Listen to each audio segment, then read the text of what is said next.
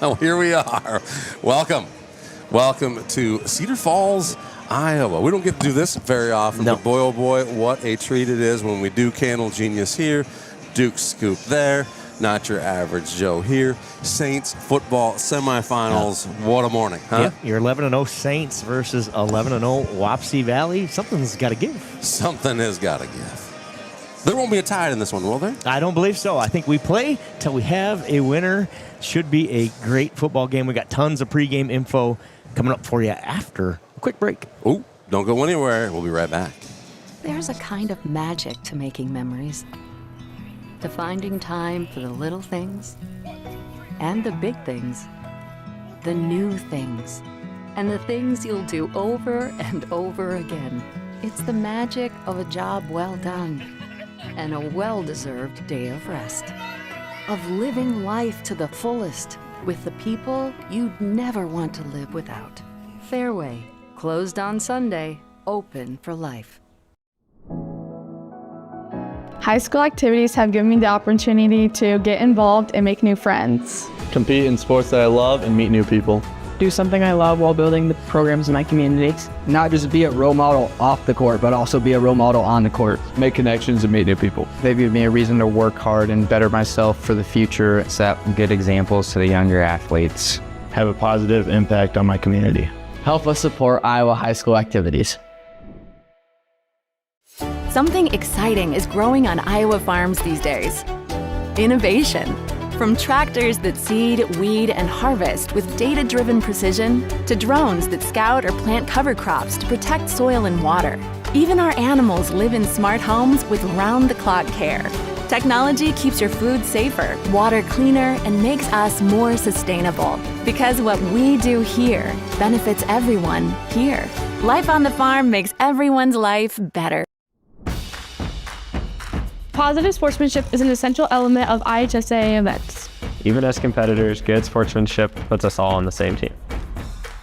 We should all support the student athletes competing. Let the coaches coach. Respect the officials working the event. Be a positive representative of your school.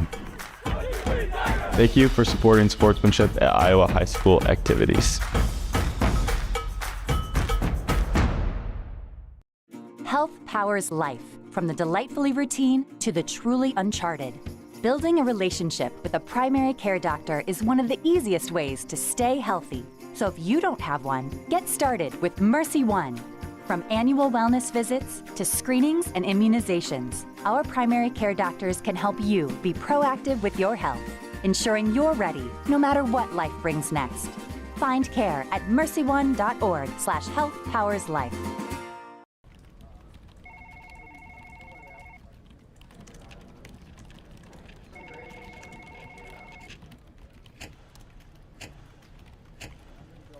Better file that report. The clock's winding down.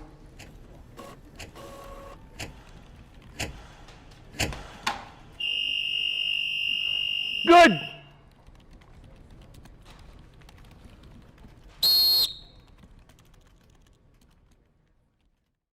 How do you make everyone's favorite buffet even better? How do you make the country's best chicken even more exciting? How do you make Thursday the best night ever? Wing night at Pizza Ranch. All the wings you want, plus all your other buffet favorites. And for a limited time, try the sweet heat of our new honey hot sauce. The country's best wing night is here. Taking flight Thursday nights, only at Pizza Ranch. I'm making a Facebook post. I'm going to turn this over to Joe. From the Unidome in Cedar Falls, welcome to the Class A semifinals. We've got a great one this morning. Your number 2 St. Ansgar Saints take on number 4 Wapsie Valley and the Warriors. Both teams 11-0, both here for a shot at the title game. It doesn't get much better than 2 unbeaten teams in November. These two know each other. They met last year in the playoffs. It was St. Ansgar who shut out Wapsie Valley 18-0 in Fairbank. They've been sitting on that one for a whole year, right? You know the Warriors have thought about it. Yeah. They're here for their chance to answer, this time on the turf at the Dome. St. Ansgar's been rolling this season. Big margins, dominant defense, and a ground game that does whatever it wants to do. Wapsie's been just as tough, physical up front, explosive.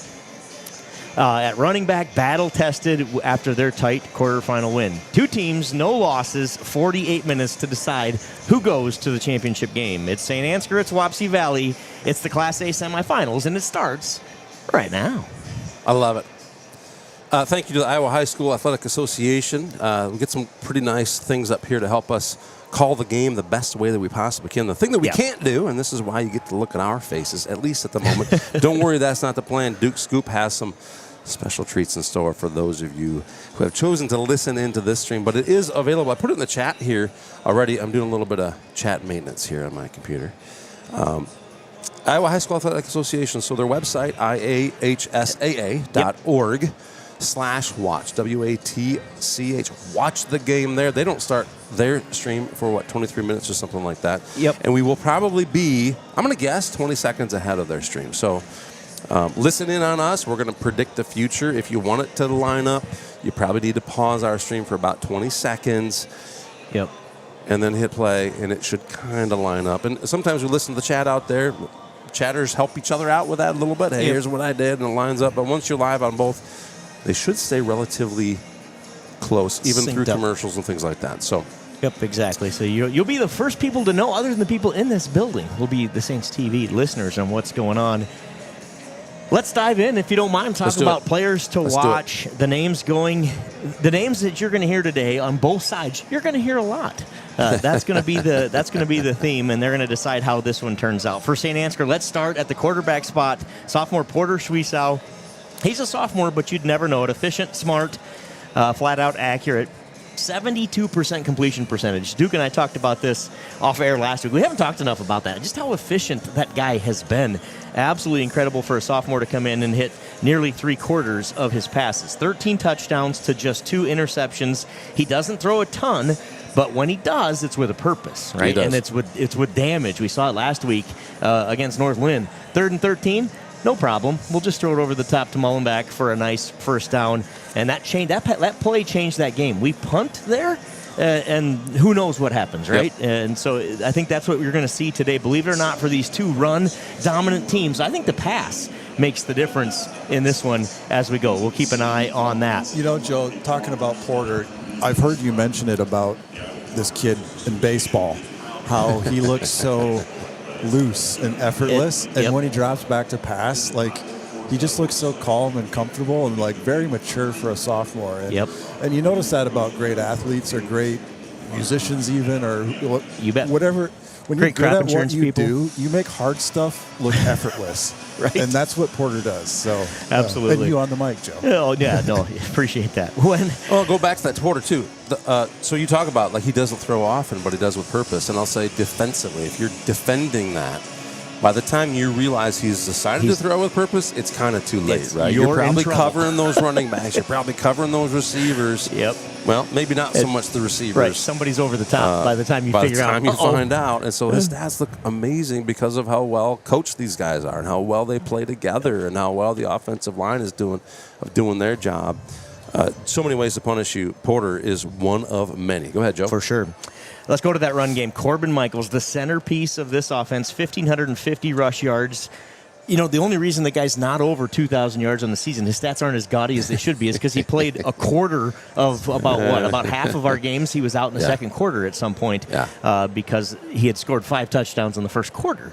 So 1,550 yards despite the limited schedule, 31 touchdowns, averaging more than 15 yards a carry. You heard that right. 15.5 a pop. He's explosive, shifty, and a nightmare once he hits the second level. He hasn't got caught in that second level all season long. Dangerous as a receiver and a return man as well. Speaking of return man, Connor Mullenbeck, he's the hybrid. He's the athlete listed on our roster. 500 rushing yards, 7 touchdowns, 26 catches, and 4 more touchdowns through the air.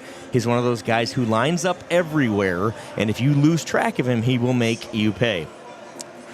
Add Joe Clevenger, and we've talked about that all season long, right? That kind of triple threat, 3-headed monster of what we're going to do offensively. Add Joe Clevenger up front, who ripped off an 80-yard touchdown run last week, and things get pretty exciting pretty fast for the Saints offensively. If we look at Wapsie Valley, players to watch on their side starts with senior running back Hunter Curley. 1,958 yards, 28 touchdowns. So he's averaging 9 yards a carry. So we've got two great backs in this game. He's the workhorse and a home run hitter. Same deal. If he gets out into space, look out. He's incredibly difficult to tackle. He's also one of their top defenders with 30-plus tackles and 6.5 sacks. Caleb Hogan at quarterback. So they're looking to do the same thing, guys. They're going to line it up and try to run it down our throat. When that doesn't work, they're going to have to mix in a play-action pass or try to get the guys outside. The two offensive game plans today are going to be incredibly similar. Let your guys who got you here win the game by running the football, and when you have to, mix in a play-action pass to keep the defense honest. That's what both teams are going to try to do. So for Wapsie, it's Caleb Hogan. The quarterback has 1,000 yards, 14 touchdowns. Can hurt you with his legs, not afraid to take shots downfield. He's got a gigantic receiver in Landon Molds. He's their go-to guy, and I've watched a bunch of film this week. They literally, especially in the red zone, will just tell Molds to go stand in the corner of the end zone, and we're just going to throw it above your head where nobody can catch it except for you. Man. He out-jumps the defender, ball game, right? And so that's good game plan when you got a guy to do it, right? When you have a guy who can do that, yeah. Is there any relation to Eric Molds? Has to be. That's the first name that came to my mind too. Is the Bills receiver Eric Molds? Yep. So he's averaging 20 yards a grab, has 7 touchdowns. Is number 9 Landon Molds. A guy not to sleep on, not to forget about, is number 33, Caden Dana. He may be the difference maker in this game. He is their other back, right? When you've got a guy who's run for 2,000 yards, it's pretty easy to get lost when you're the other back. Well, do not sleep on him. Had a huge week last week, 500 yards, 6 touchdowns on the season for Caden Dana. And then at the linebacker spot, this guy is a monster. Number 33 on defense. He's their leader. 75 tackles, 12 of those for loss. He's involved in just about every play on the field. So watch out for number 33, Caden Dana. Big names, big moments. We'll see who delivers. Should be a fun one. We're about 17 minutes from kickoff here in the Dome. The players are all back in the locker room. Saints coaching staff down at one end, Wapsie coaching staff at the other. The officials are out on the field. Saints, white helmets, red jerseys, white pants for Wapsie Valley. White pants, white jerseys, and their black WV helmets today. That's what we look like as we go in. The Saints are on the home side of the field, are home on the scoreboard. Should be a fun one. You want to talk about keys to the game? I'd love to talk about keys to the game. You think there's any nerves going on out there in these locker rooms in particular right now? Yeah, so let's talk through that. I'm nervous. Exactly. A little bit too. We're simply up here watching it, and we get nervous. But I think if you're talking about the chess match that I think this game will be, advantage St. Ansgar in the nerves department, right? This team was here last year. All of these kids, with the exception of the freshmen, of course, were here last year. This coaching staff has been here 5 times since 2016. They're used to this, right? We've been there. We know how to prepare. I think that helps with the nerves. Speaking of preparation, one of the things, hats off to our coaching staff, this game's on Thursday. Your body's built to play football on a Friday. The Saints coaching staff basically just flipped the calendar this week and said, you know what? Sunday's Monday. And Monday's Tuesday, and they just helped these guys prepare. They did their Monday lifting and their Monday practice on Sunday, and just kind of started from there. So they had them at the school yesterday for practice at 6 a.m. Guess what? They had them at the school this morning for a 6 a.m. departure. So I think it's just really smart the way they've handled this. It's a little strange to play 10 a.m. on a Thursday, right? That's a little weird. So to help mentally get these guys right, the coaching staff, again, edge St. Ansgar there. They've been here a bunch in the last 10 years and are ready to go, and mentally ready to go as well. Gotta say this for a second here. Gotta check in. So let's talk through those keys to the game. I think they're pretty simple, Duke. I think it looks like this for St. Ansgar. It's control the tempo, right? Make this our football game. This offense is built on long drives, wearing teams down until we can hit the home run, right? In some cases, hit that home run first, and then we'll go wear you down later. That's okay. We'll take it in any order.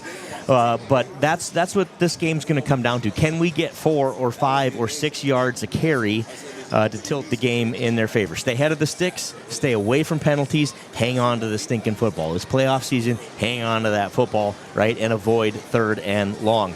Defensively, for the Saints, they have to limit Hunter Curley. Hey, number 24, he's got 2,000 yards on the season. He's going to get his, and they're going to hand it to him 20, 25 times. That's going to happen. So allowing a 4-yard run's one thing, right? Allowing that 4-yard run to become a 40-yard run is where you get in trouble. The Saints are going to have to limit Hunter Curley when they can. Schwiesau's decision-making, I think we've talked about that right off the bat here today. I think what he does, if Wapsie sells out to stop Corbin Michaels, which I expect them to do early in this game, they're going to say, we're not going to let Corbin Michaels beat us. We're going to have so many guys following that guy, we aren't going to let him beat us. Well, guess what? Then it's going to come down to Clevenger and Mullenbeck and Schwiesau to go beat him. And I think he's capable. We just need to see it here on the turf, make some game-changing throws, get Mullenbeck outside, especially if they sell out to stop Michaels inside.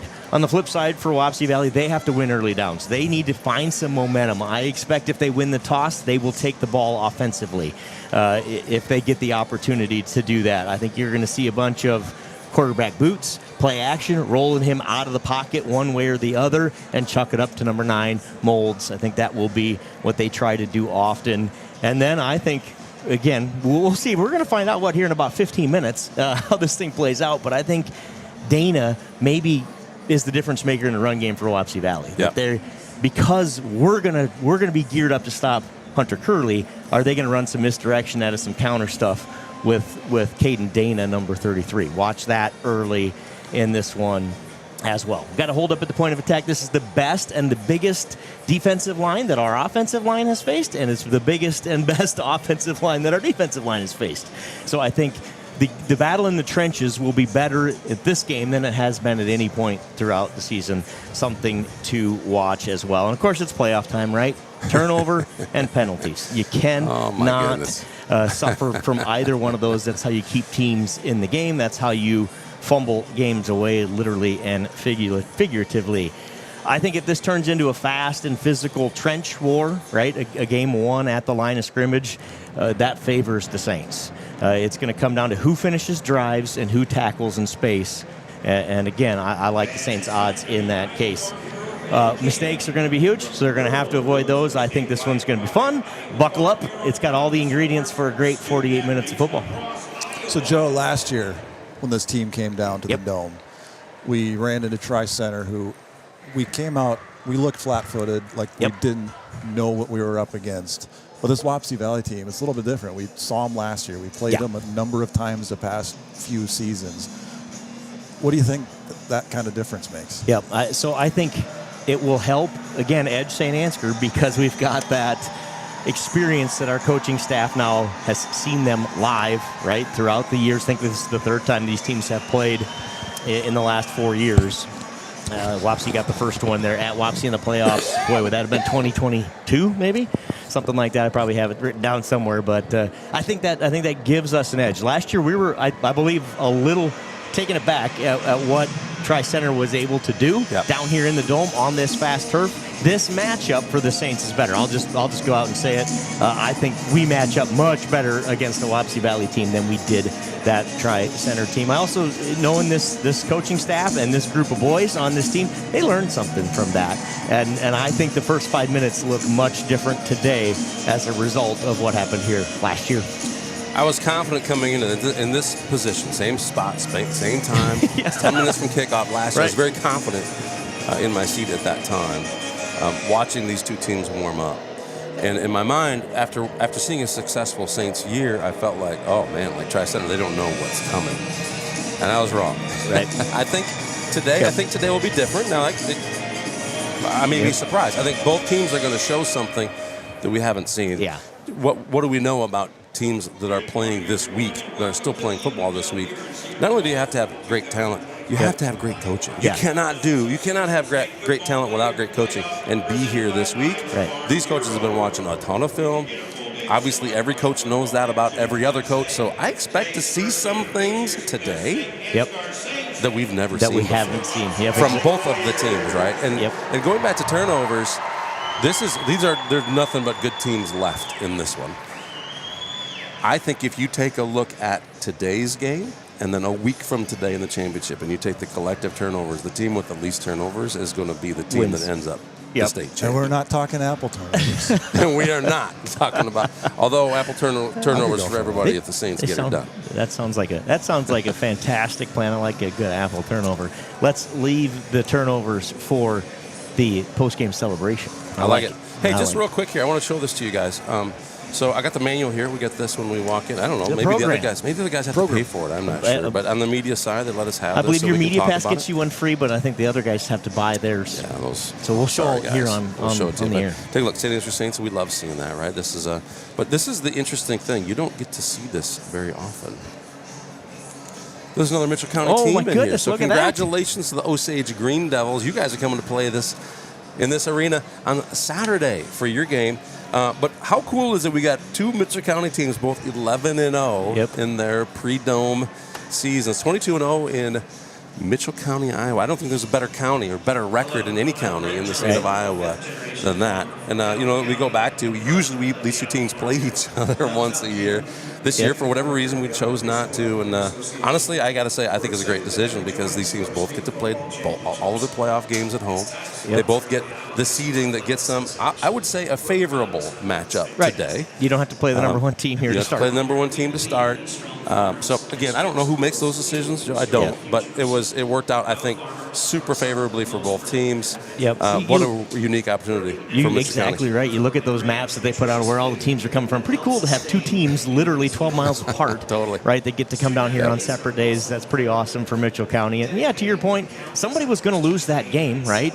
Somebody was going to lose a player in that game to injury, or at least potentially. It changes the whole season, and that didn't have to happen, right? And I think we've talked about it off air. I'm probably not breaking news for anybody out there. It can be a lose-lose for everybody playing those games, right?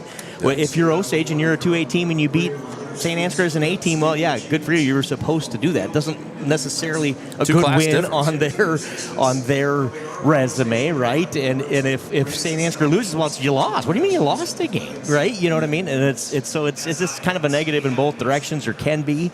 So why not let all that talent shine throughout the entire season? Both teams go 11-0 and rolling into the semifinals. Pretty cool for Mitchell County. Yeah, and I still kind of miss the game a little bit. I do too. Don't get me wrong. Yeah. The sports guy in me says, boy, that's a fun one to play, though. Yeah. And not to say that we won't ever play it again, but Travis, you're right. And I think the importance of maybe this segment in our pregame, too, is just because there's just so many people out there who missed seeing that game. And I'm one of them. I think we all would have loved to have seen that game. But let's go here both we win are championships today. and go play that thing in December on our field. Want to? Let's see if we can have a scrimmage on a Sunday afternoon. Like a bowl game. Yeah, exactly, like a bowl game.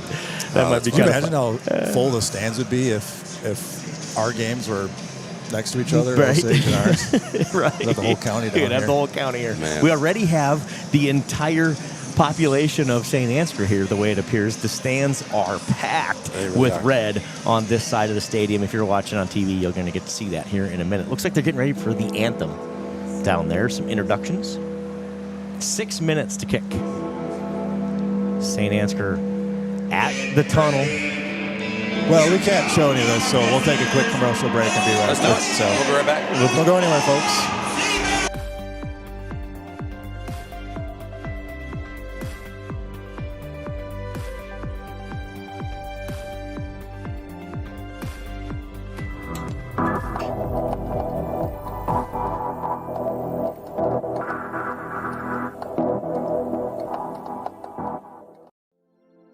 This broadcast is brought to you in part by St. Ansgar Chiropractic.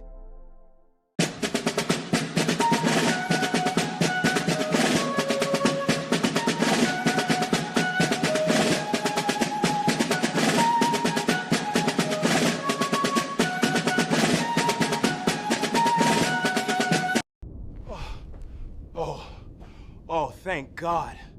Please tell me you brought Paradise Pizza.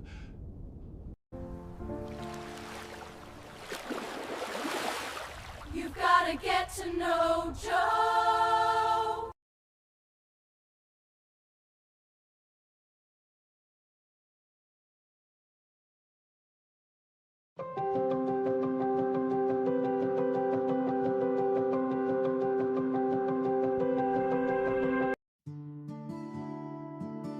Town & Country Insurance Agency is a proud supporter of Saints TV. Sometimes you just feel out of your element. That's when you call in a local team who knows the lay of the land. Because even when you don't play it perfectly, you've still got the team behind you. At St. Ansgar State Bank, we're that team. For your savings, for your business, for your next big leap. So whether you're spiking air, eating sand, or launching your goals, don't go it alone. St. Ansgar State Bank, your winning team, your local bank since 1891.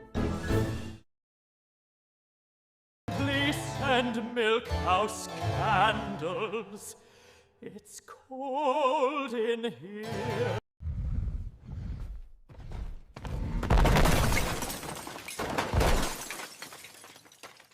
Time for a new golf cart. Miners Outdoor is major tough. Seed, chemical, nutrition, fertility. 3 Roots Ag is rooted in rural, and that's why our roots run deep.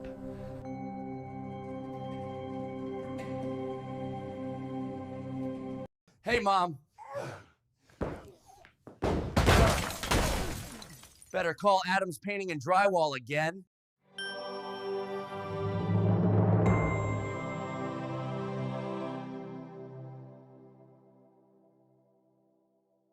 Just like a perfect figure skating routine, your financial journey deserves balance, precision, and confidence. At St. Ansgar State Bank, we support every step, from your first savings account to your biggest leaps in life.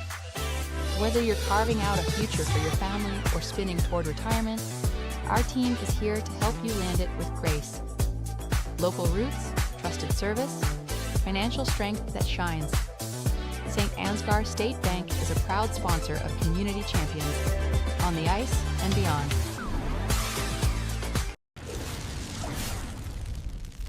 When you need a hero, contact the boys at Al's Electric in St. Ansgar.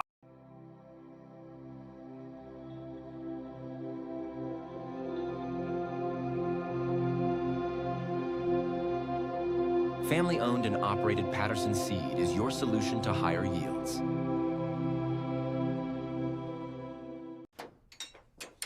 Cars hit me all the time. Luckily, Charleston Body Repair fixes you up fast.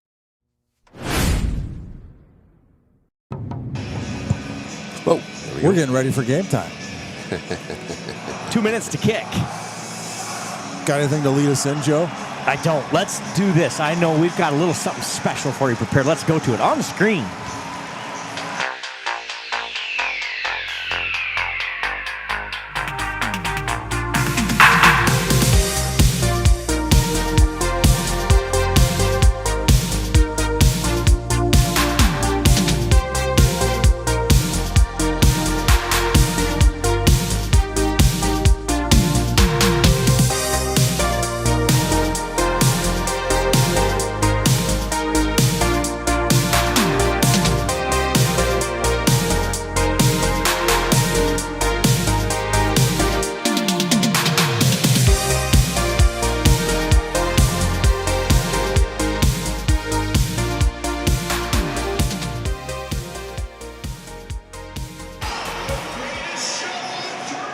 All right. 11-0 Wapsie Valley versus 11-0 St. Ansgar. Here we go.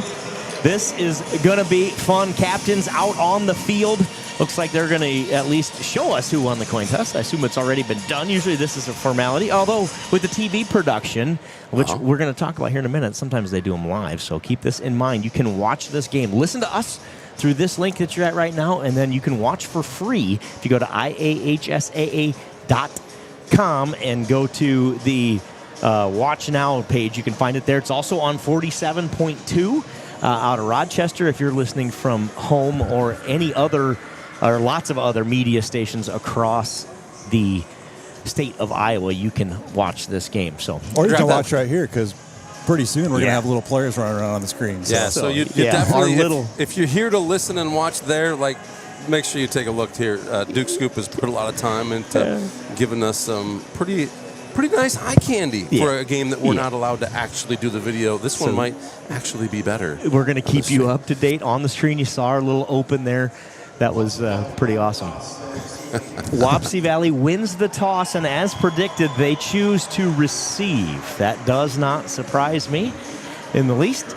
I knew, given the opportunity, they'd want to put their offense on the field first. Yep. Last week, Northland did the same thing. They moved the football across midfield on the strength of a interference penalty, and then got a first down on the ground or through the air before turning it over back to the Saints. So Wapsie Valley going to try to do the same thing. They're going to put their offense out there first.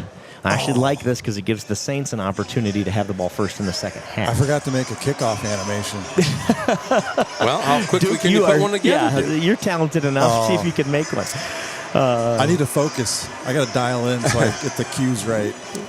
Thanks to Joel Carlson, the smartest man you know. He's out there keeping stats for us again today. So we're going to be able to bring you a bunch of stats throughout the day as well, live as they happen.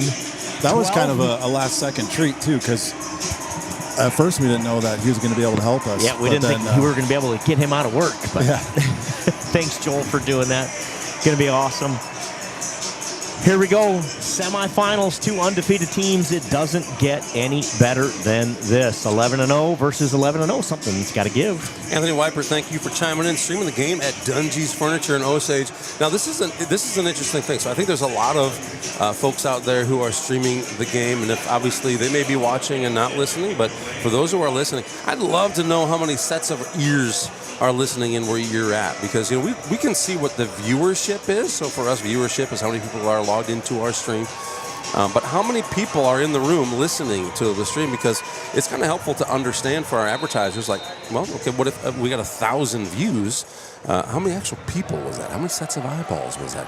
In today's case, how many sets of earballs is that? Right. Saints break the huddle. They're going to kick it off here. Sophomore Porter Schwiesau has the ball in the air, and the game is underway. Fielded inside the 20 by number 80. He's going to get it returned across the 30 to the 32-yard line, where Wapsie Valley will have it for their first possession. That's senior Braden Bance, the return man on the kick there. They spot it out to the 33-yard line. First down, Wapsie Valley. So the Saints defense gets their first crack at the Warriors. Watch number 24. Listen for number 24. He's in the backfield with Hogan. Hogan is 16. He's the quarterback in the pistol here. Back to pass right away. They're going to try to throw it to Molds. Incomplete. Connor Mullen back in on coverage. That was just a quick out pattern. Yep. You could tell it's like a nice safe here. Let's see if we can get a 5-yard completion. He wasn't going to go anywhere, but if that pass had been a little more accurate, he'd have had 5 yards out of it. Instead, it's incomplete, 2nd and 10. Comes in a little behind Molds. Hey, and just as a refresher, since the game is now live on Iowa High School Athletic Association's YouTube channel, we probably are, I'm going to say, 15, 20 seconds ahead of those guys. I can't say for sure. So you may need to pause their stream to keep up with ours. That's snap number 2, 2nd down. Hogan hands it off. Nowhere to run for Hunter Curley. Sophomore Matt Clevenger brings him down after a gain of 1. Great tackle from Matt Clevenger. That is a really accurate depiction, Duke, of what just happened on that play. You don't need to watch anything else. You got it all about right exactly right. Travis, but is this what's going to happen every time, or did that graphic just happen to be the same thing? Oh, no, I think I have most play types animated. Oh, that's amazing. That's amazing. Unless something really wild happens. 3rd down and 9. Hogan looking to pass, has a man. It's caught. First down across the 45, down to the 47-yard line. Really nice pattern there. That's number 9, Molds. Landon Molds, the junior. He's their favorite receiver. We talked about how dangerous he was. Dangerous there. Gets the first down all the way out to the 47-yard line. Needed 10, got 14. Okay, good play call. Just a pass across the middle. Pulling back is there to make the tackle immediately, but not before the first down happens. Really tough to defend that when it's well run and well executed. Need pressure from your defensive line there. Hand off to Curley.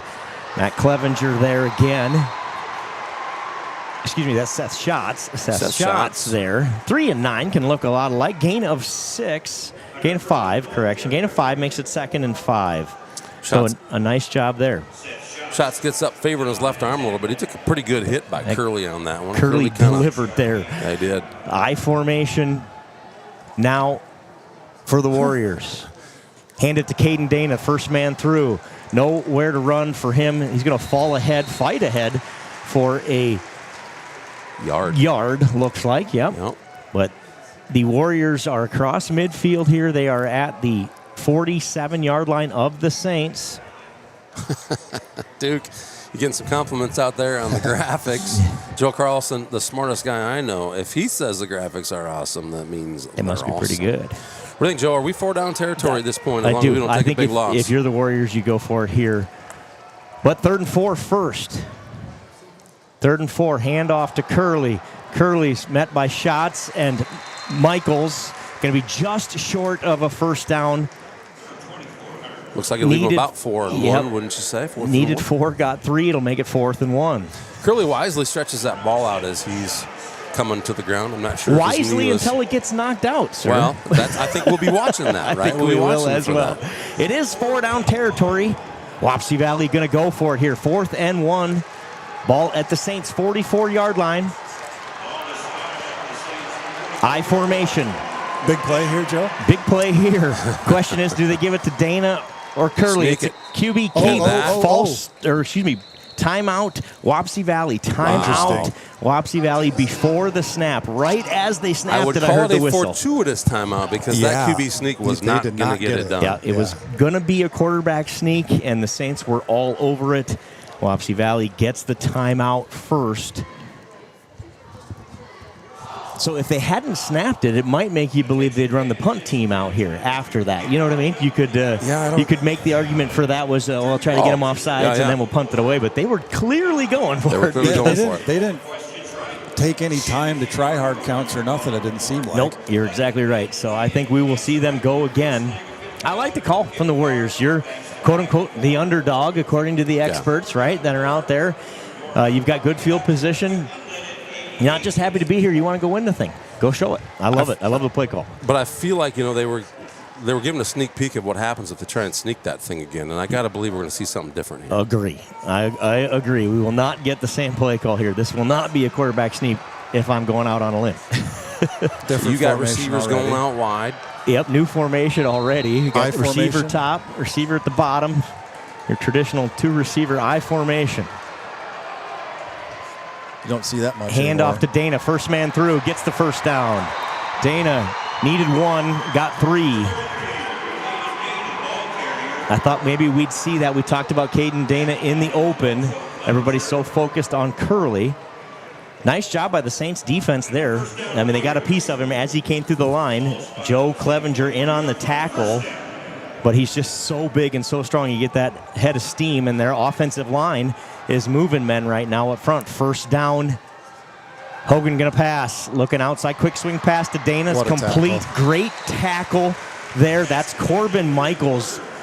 Absolutely money. I will tell you that if that is anybody other than Michaels, maybe Clevenger, he's probably breaking that thing and breaking it for some yards. Might have been a touchdown. Michaels was his grip on him on that one saved the touchdown. Great job by Michaels. I mean, he had one man to beat. He had Johans there from his cornerback spot there at the top of the screen. So if Michaels quick. doesn't get him down. Instead, it's just a gain of 2, 2nd and 8. It's just like wrestling calves back on the farm, I'm sure, for Michaels. For sure. Hand off, Curley. Curley second carry. Aiden Beeson stuffs the hole, says not today, sir. They do show a gain on that of about a yard. About a yard. Didn't look like he got anything, but that offensive line pushes ahead a little bit. Yep, this offensive line's big. They got, at least on paper, a 280 guy up front, a 265-pound guy, and a 245-pound man in the middle. So their front is the biggest we've seen all season. 3rd and 7. 4-down territory again. Saints need a big play here. Back to pass. Looking for number 10. That ball is incomplete. I tell you what, receiver was open. Ball was just barely underthrown. Who's covered him on that one, Joe? That's a good question. Well, we're going to find out here in the replay. Yeah, we can see the replay on the screen. Great coverage by number, is that 8 or 9? Who wants to guess? I still can't tell. You've never seen the coverage. Number 8. Okay. Was it 8? Okay, so Trey Joe Johans covers Trey on that one. Johans Allows in on the Johans to coverage. cover up, get his hands in the air. Great job by Johans, just kind of getting in the face of the receiver. Yep. Never turned to see the ball, but 4th and 7. Hogan looking to pass, has time. Now pressured by Haugen. Oh, he's got a lot of room there. Way too much room. He's got the first down with his legs and more.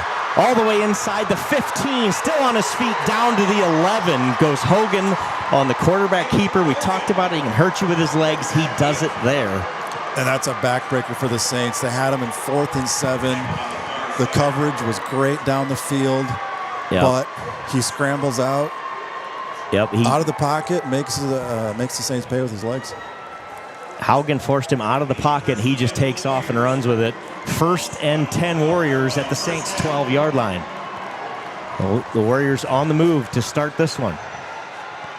We've seen this a few times out of the Saints here this year, particularly in the latter parts of the season and into the postseason, where the opposition has been able to move the ball across the field. Saints have tightened up as we approach the end zone. Hunter Curley. Saints are thinking about that right here. On 1st down, no gain. Just had nowhere to go. Great job by Corbin Michaels, Matt Clevenger, and Haugen all in on the tackle. 2nd and 10. So broken plays have kind of been the difference here in this one to start this drive, fueled by a huge Hogan run. He hands it off to Curley. They're going to try to get the ball outside. Inside wasn't working, so Curley takes the ball and goes out to the right side. Gets a short 5, long 4. Let's call it 5. 3rd and 5. The Warriors can get a first down at the 2-yard line. Ball's at the 8. Good play by the Warriors on that one. Great pursuit by the Saints. The net is obviously some yards gained, but I think with Curley's strength and ability to move that ball, they'll take a 3-4-yard gain. Yep. Hogan in the I formation, back to pass, looking for Molds. Tosses it up into the corner, and that ball is knocked away. Great job there. Connor Mullenbeck knocks it down. That was a jump ball. That was a dangerous pass. The young man has 7 touchdowns on that exact play. Just toss it up, and he's tall enough, just let him go get it. Mullenbeck out jumps him, knocks it away. Great defense, Connor Mullenbeck. Great defense. We had two Saints in great position to pick that thing off. I thought, as soon as that left his hand, I thought, are we going to see our first turnover of the game right here? 4th and 6 from the 8. The Hogan, 3rd, 4th down on this drive. In shotgun. Has Dana back with him, looking to pass, nowhere to go. Now throws it over the middle, caught, touchdown Warriors. Caden Dana on the 8-yard touchdown reception makes it 6-0 Warriors. 1st through 3rd down the entire drive. The Saints did a tremendous job of holding these guys. 3 for 3 on 4th down. That one going for 6 points. You know, Dana. You can't hang your head if you're the Saints right now, because you put Wapsie Valley in 3. I mean, you're obviously bummed, but they're doing what they need to do by forcing those 4th and long, 3rd and long plays. Exactly. It's just Wapsie Valley converted. You tip your hat. They got that one. PAT on the way. It is good. 7-0 Warriors. So the Warriors win the toss, elect to take the football, drive down the field, go 68 yards, 2 4th down conversions, 1 a touchdown pass, 1 a Hogan scramble that got them in position. I agree with Duke 100%. I know that's not the start you wanted. You're down 7-0, but you're doing your job defensively. Just got to tighten a couple of things up, and we're going to be just fine. I dare them to do that 4 or 5 more times, which is what they're going to have to do today. Yep, I think so. And we're going to see which team is better conditioned as this one progresses. We're going to take a quick commercial break. We'll be right back after this one. Saints are going to take their first offensive possession of this game. With soybeats.com, my candle making is on cloud 9.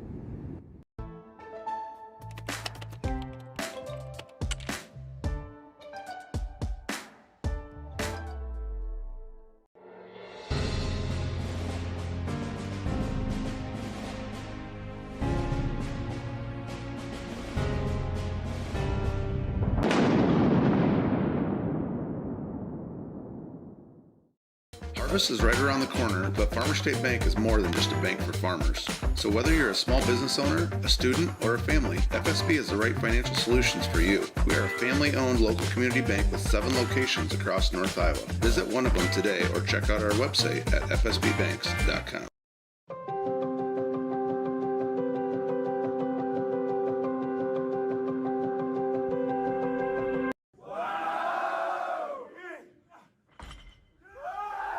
Oh my goodness!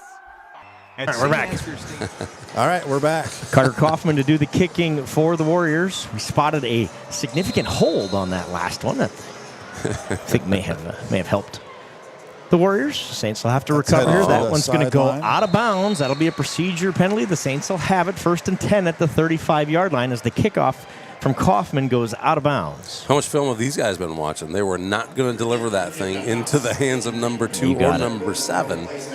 That was a very intentional, let's just pop that thing up about the 20-yard line along the sideline. Unfortunately for Kaufman, got a little too close to the sideline. The Saints will have it at the 35. But with what the Saints kick return team has done all year, that's a kind of a win. It's not a bad That's not a bad idea. They'll just give it to us at the 35-yard line. Getting it at 35 is better than... So the Saints will have to respond here. They trail at 7-0 early. Wishbone, handoff. Corbin Michaels has his first carry of the night. Short gain. Gain of 1 on 1st down for Corbin Michaels. The defensive line for Wapsie Valley wins the battle on play number 1. Great job by Wapsie on that one. So, defensively, obviously these are Class A teams, right? So we've got Hunter Curley out there on defense right now. Do we, is there a strategy that says we're going to go ahead and run some balls at Curley and kind of wear him down a little bit while he's on the defensive side of that ball? For sure. Handoff. Michaels, little misdirection. Michaels into open space, has the first down. He does have the first across the 45, falls ahead of the 46-yard line. First down, Saints. Great shot by Michaels. He was dragging 3 dudes with him. Yeah, his shirts. You can see his shirt getting stretched out. Those are some of his best plays. If you see this kid's highlights, someone's hanging on his shirt while he's just dragging him across the turf. Great play design, great play call for the Saints. Everybody was headed the other way with Mullenback. Yeah, kind of a little counter run there. This is Mullenback. Mullenback's got it. Spin move. Tackle. Cross the 50. Nice little spin move by Mullenback to gain himself an extra yard or 2 on that one. Gain of 3 makes it 2nd and 7. Just like that, Saints are across midfield. Yep, they're cooking offensively here early as well. Good job by Michaels on the block there. Tackle made by number 75, Rorden, or 79. Kevin Squire brings the play in and goes out wide.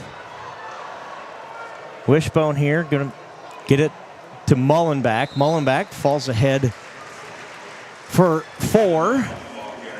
Make it 3rd and 3. Ball at the 46-yard line of the Warriors. So the Saints have quickly flipped the script here. It's 4-down territory for the Saints the rest of the way. I would say you are correct. Exactly what Wapsie wanted to do, right? Get in there, get a score on the board here before the Saints ever take an offensive possession. There's only 3.5 minutes left in this first quarter. My goodness, that first drive ate a lot of time. Up the middle, Clevenger. I like that call. Nice job by Clevenger. As Braden Halverson loses his helmet, so he'll have to come off here for a play.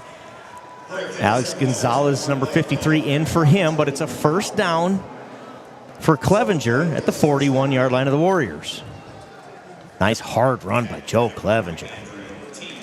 I like the game plan here. The Saints, nothing fancy, just, you gave up a touchdown. You didn't want to give up after some 4th and longs, but just come out here, pound the ball, run it, do what you're good at, nothing fancy. Yep, no panic down the field. From these Saints. Corbin Michaels. Corbin Michaels into space.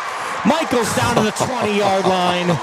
21 yards for Corbin Michaels on 1st down. So dangerous. He is so dangerous. And even how he handles that first hit is a bit of a highlight reel. That dude can stay on his feet. He has such great control of his upper body to maintain balance and keep that play moving forward. We've talked about this junior, or the backups in general on this team. You get the backup right tackle in. Where do we run it? Right over Right tackle. Right? Next man up. Next man up. We aren't going to change the play just because we got the backup in. He is back in, by the way. Holding call coming on the Saints on first down. Short gain, 1st and 2. But the flag comes in. And I believe, anyway, I'm obviously guessing, but it dangerously looks like a holding penalty on your Saints on the short carry. Let's see a long discussion, though. I was going to say the holding would have to happen. That was just such a short little play for a short little bit And it was of like a yardage. dog pile there. It's like dudes were tripping over. But he was reaching for it, like, right from the start. Yeah. Was it maybe chop block? Well, let's see what we got here. The mic in the stadium may not be working. There it goes. It is an illegal block on the defense. Wow. So here you go, guys. This is I can't remember which team it was, but 4 weeks ago, a team did this to Joe Clevenger. Every time he hit the line, they just dive at his knees. You cannot do that. That's an illegal block. Engage up top, and then somebody dives at your knees. And you're not trying to hurt anybody. Nobody wants to tackle Joe Clevenger or block Joe Clevenger up top, right? Because he runs you over. Well, so Michael's it's hit first that and goal, hole. Saints from the 9. Go ahead. Never mind. You'll see it here in the replay here, Joe, where number 40 is going in low, and I see that. Yeah. First down carry, short gain. Warriors come up with a big play there. Corbin Michaels was the ball carrier. Still picked up 2-3 yards. Looks like. He's going to spot it at the 7. First and goal from the 7. Call a gain of 2 for Corbin Michaels. So, yeah, what looked like a no gain or maybe even a loss turns into a gain of 2. That means your offensive line is moving bodies up front.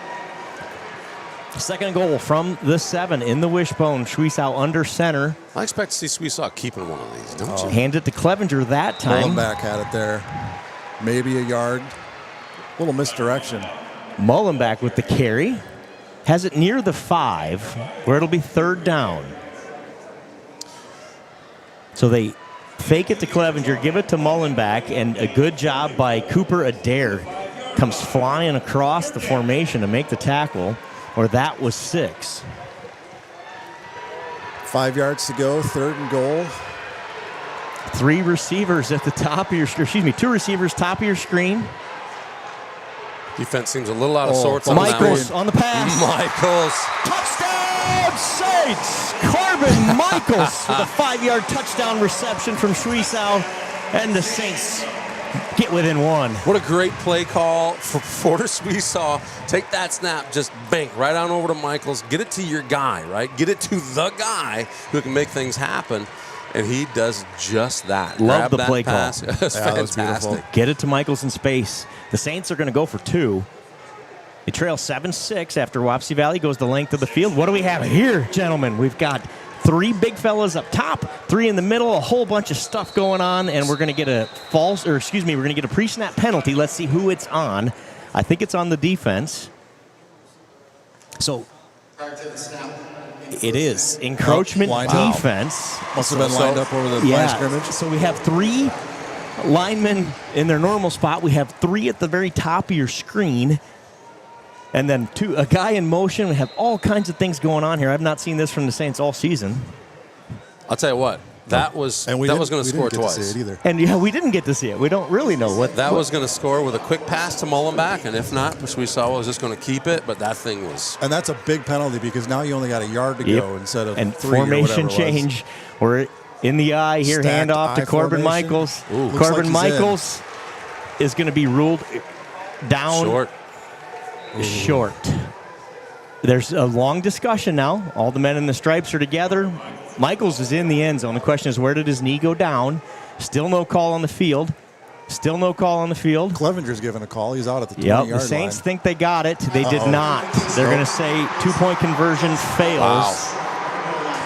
So I got to tell you guys, the prior play that didn't happen, right? On the defensive penalty there, Saints were absolutely going to get a 2-point conversion on that. They miss it here. Boy, guys, on the video, how do you not give them 2 for that? Oh. Oof, May. Look at where the ball's at. I suppose it depends on where his knee is. It's all about where his knee is down, but man, it was very, very close. And there's not a good, definitive down the line look or anything, so we'll never know. Corbin is such a stacky little guy that we've seen it this a couple times this year where he's gotten tackled and he's rolled over a dude or he stayed up. And it's like he's so low to the ground, sometimes it looks like his knee's down when it actually isn't yet. Yeah. Yep, you're right. So Wapsie Valley holds on to a 7-6 lead, 1:02 to go in the first quarter. Both teams score on their first offensive possession. So if you're a fan of offense, you might only get the ball 3 more times the rest of this game if this thing continues the way it is. 2 drives eat up the entirety of the first quarter, essentially. We talked about turnovers earlier and like how important is it. I like the play call by the Saints. You mentioned it, Joe. It seems fairly safe, right? But it's productive. And it's productive 3-4 yards at a time. One of these times, Michaels is going to break. Well, he broke a 21-yarder, right? Yep. That's not even typical. Corbin often will break one longer than that. But we'll take that because I think turnovers are going to have such a massive impact on this one. Saints need to find one here. Obviously, these Warriors would like to do the same. Schweiss out to do the kicking, gets it to Bance at about the 20-yard line. Number 80's got it. Nice tackle by Joe Clevenger across the 35. Slings him out of bounds at the 37. And he's lucky for that because when Joe took him down, he popped the ball out, and the ball flew out of bounds. So fumbled out of bounds as Joe Clevenger comes up, makes the big hit. They spotted out at the 38. Warriors will have it. So on that first drive, the Saints have 51 yards of rushing. 37 of them for Mr. Michaels. Has the 5-yard touchdown pass as well. 2-point conversion.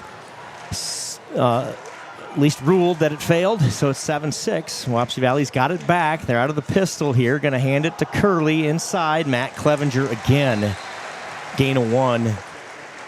Good job by the sophomore linebacker.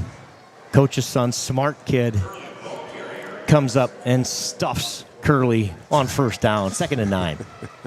You said stuffed, right, as the stuffed graphic showed on the screen. That was great. We're just that in sync, dude. Yep. We're just that in sync. Expertly choreographed. Again, it looked like he was tackled in the backfield and he gained 1. Yeah. Yeah, the offensive line for the Warriors getting a little push as well. They're playing well. Hogan back to pass. Has a man over the middle. Caught. That's Bance. Down across midfield into Saints territory. Kaufman, number 30, Kaufman. And that was a broken coverage there on the Saints. I think the Clevenger brothers, I couldn't see who it was, but ran into each other. I don't think they were quite sure who was covering who. Gotcha. So it turns into a big play for Wapsie Valley. They have it in Saints territory, first down at the 40-yard line. A great you're right. It was 3 and 12. And yes, that Shots comes in, makes the tackle. Timeout as we end the quarter. That's the end of quarter number 1. Wapsie Valley leads at 7-6, and they're in Saints territory when we come back. We do the heavy lifting so that you can focus on what really matters. St. Ansgar State Bank, celebrating 135 years. When innovation meets horsepower, great things happen. Johnson Oil keeps Absolute Energy moving, fueling their plant with off-road diesel, swapping forklift cylinders, and setting tanks for the crews that keep the work going strong. And from Absolute's locally made E85 to the roads of North Iowa and southern Minnesota, we deliver it straight to our customers. 1 mile, 1 tank, 1 partnership at a time. Because powering progress takes more than fuel. It takes trust. Johnson Oil. Contact us today for more.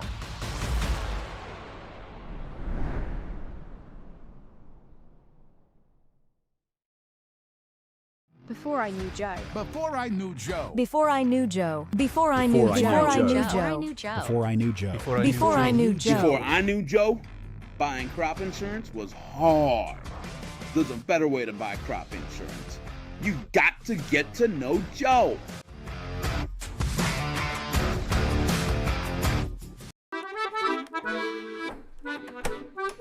You know, there is a better way to buy crop insurance. You've got to get to know Joe.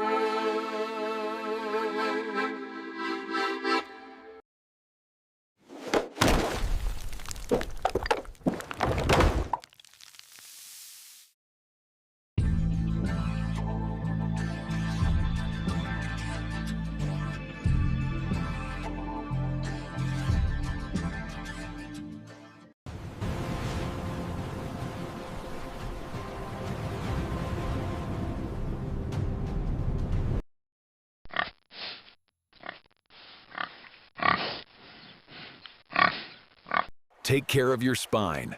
St. Ansgar Chiropractic.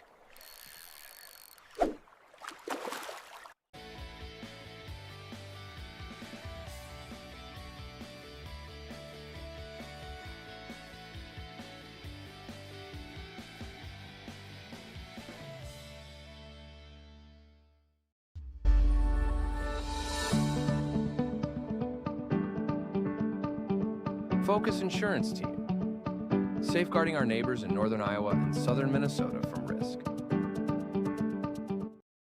It's Saints TV's goal to bring the game to those who are unable to cheer from the stands. Watching the stream is free. Creating it is not. Please consider donating to our cause through our donation partner, Give Butter. 100% of your donation goes directly to the St. Ansgar school system, where it is used for the education of our students, the equipment used to create these streams, and the athletic department so that our students can keep competing in the sports that are near to their hearts. Thank you for supporting St. Ansgar, and thank you for giving Butter. Fuel up, champ. Life's better when you give butter. Hit that Give Butter link, which is, well, it's not on this stream, but... Oh, I got to get the teams turned around. Oh, my gosh. Sorry. Duke has got it all. He's He's got work to do. We got to get the graphic right so you know which way they're going. He does have work to do. 100% of the proceeds of our Give Butter, which is how we collect, for those of you who enjoy listening or watching throughout the season, goes right back to the school. So, Joe, I'm sorry, you don't get any of it. Neither do I. We do this because we love it. Thanks to all those who donate. We get so many donors every week, and all of that goes right back to the school. So thanks for all of those who have given Butter. Back to action here, the start of the second quarter. Hogan under center in the I formation, hands it off to Curley. Curley, nowhere to run. Clevenger. Guess who?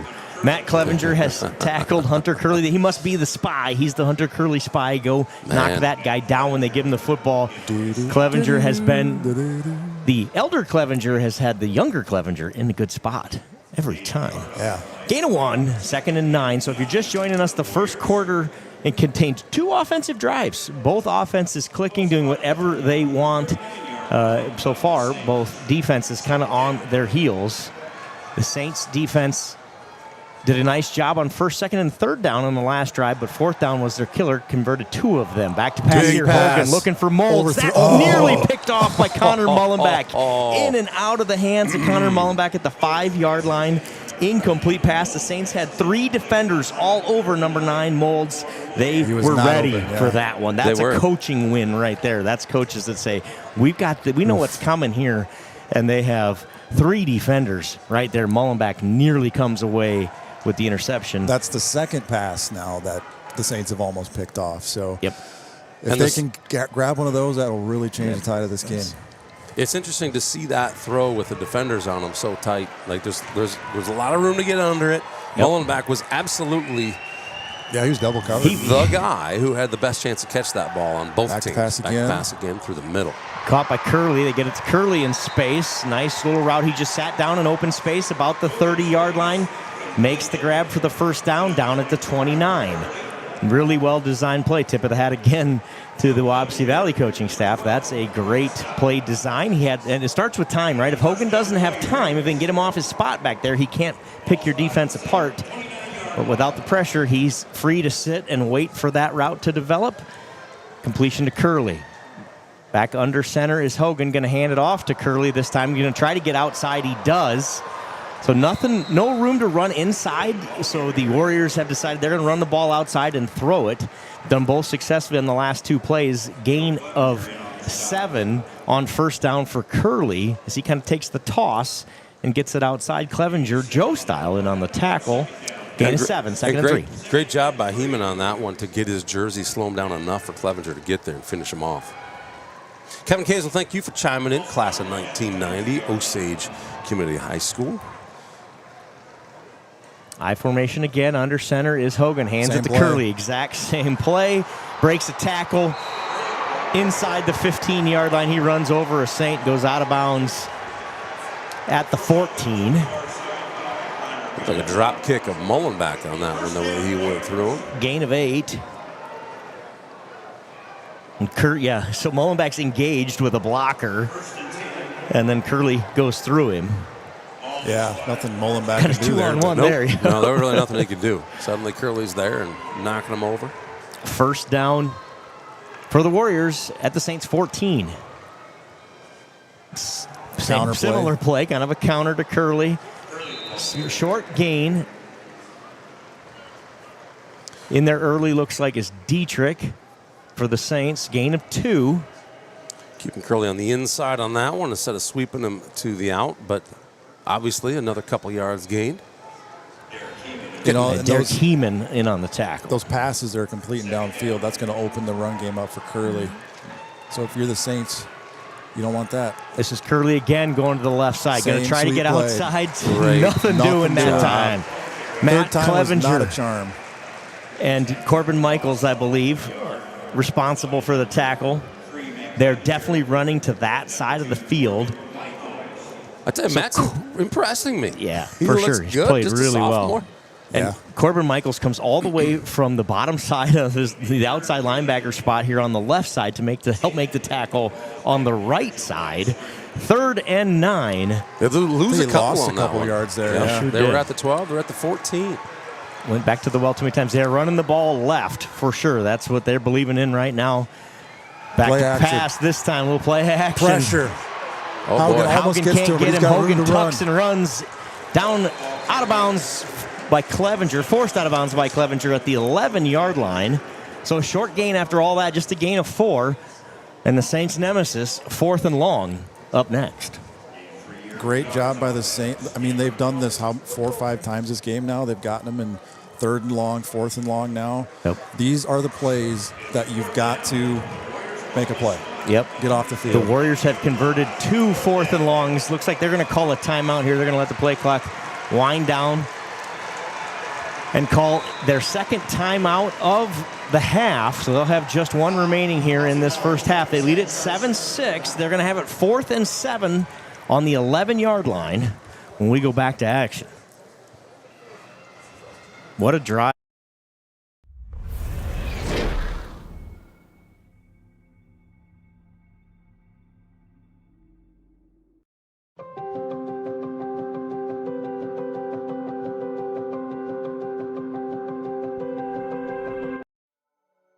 Thank you, Patterson Seed in St. Ansgar, for your generous contributions to Saints TV. For more information on how Patterson Seed can help you get higher yields, contact Mike Patterson at mike@pattersonseed.com.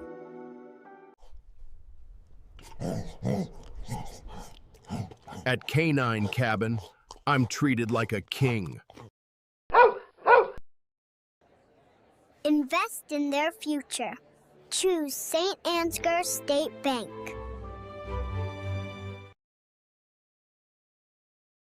And we've got a really pretty cool rock here. This is from LR Falk Construction.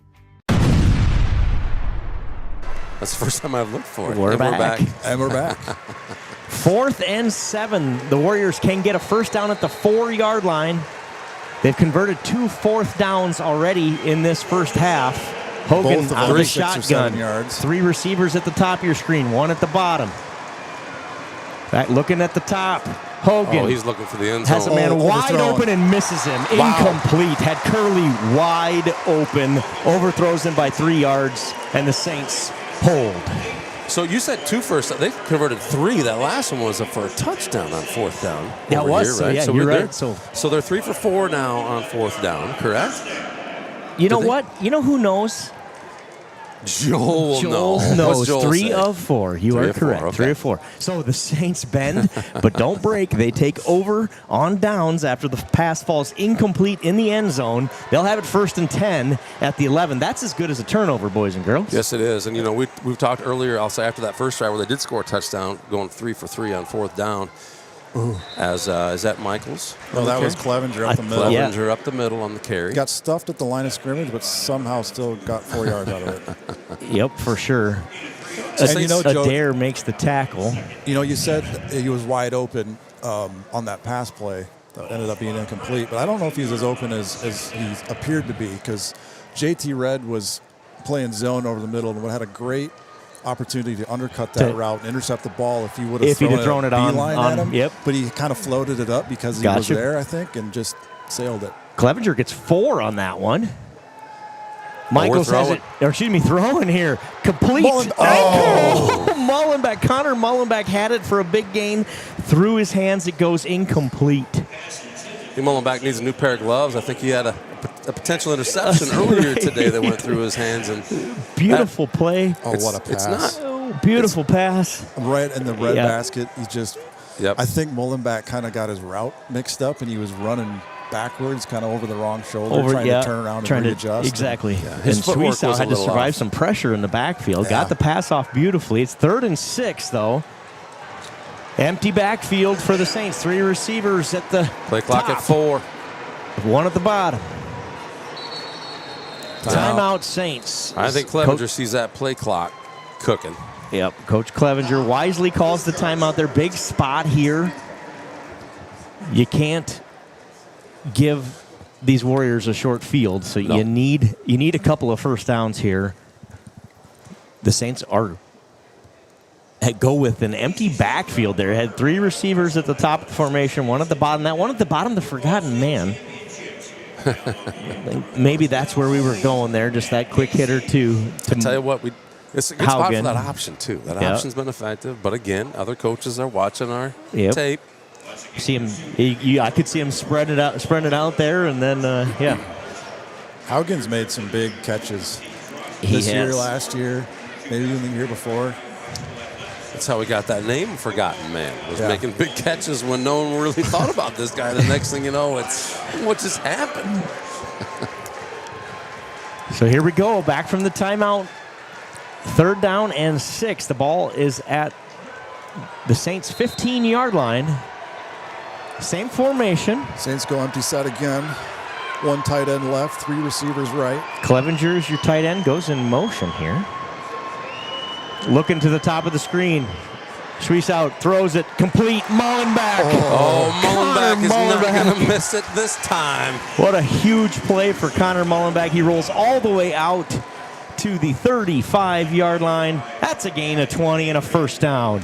So this play, everybody is sucked into it, right? So at this point, Porter Swiesau gets to make the decision. I'm going to throw it to an open Mullenbeck, or I'm literally just going to go run for the first down here. He could have run that too. Because he's got plenty of field. Eyes downfield as he's moving. Well, the Saints needed that one. Back into the wishbone. Handoff, Connor Mullenbeck. He's trying to find the edge. Can't quite get there. Good speed in pursuit. He gets the edge, but meets number 40, Teat, there. Gain of 3. And Mullenbeck, I talk about it all the time, but I love his patience. He just kind of waits for his blocks to develop a little bit. No one there to throw the block for him, so he's only able to pick up a few. But a few, indeed, is better than none he might have gotten otherwise without that patience. Carver Shares comes in, slows him up. Tight number 40 helps bring him down. Gain of 3, 2nd and 7. Wishbone formation for the Saints. Handoff. This is Connor Mullenbeck again into space. Got the edge. Good job by Zaid Shell holding his block. Springs Mullenbeck for another first down. Good 10-yard plus run, looks like. Gain of 11 out at the 49-yard line. Approaching midfield are the Saints offense here. Under 7 to play in the first half. After the Saints turn the Warriors over on downs. An incomplete pass in the end zone on 4th down. Brought down that last one by Carver Shares, a 6'4", 180-pound senior. Oh, boy. Handoff, 2nd man through. That's Michaels. Nowhere to run for Michaels. Gain of 1. He just popped up in the air one that one. You ever seen the cat with the cucumber videos? You ever seen that? That's what that looked like, It looked isn't a little it? bit. He just went popping up in the air. I don't know if he was trying to make a cut, I see. Good job there by the linebackers for the Warriors shooting the gap there. That's 24. Curley said he'd make plays on both sides. Does there. 2nd and 9. Ball at midfield. Mullenbeck. Short gain on 2nd down. Give him 2. We'll bring up 3rd and 7. The Saints really going after the left side of that defensive line for Wapsie Valley. Yep. The Warriors are running left. So are the Saints.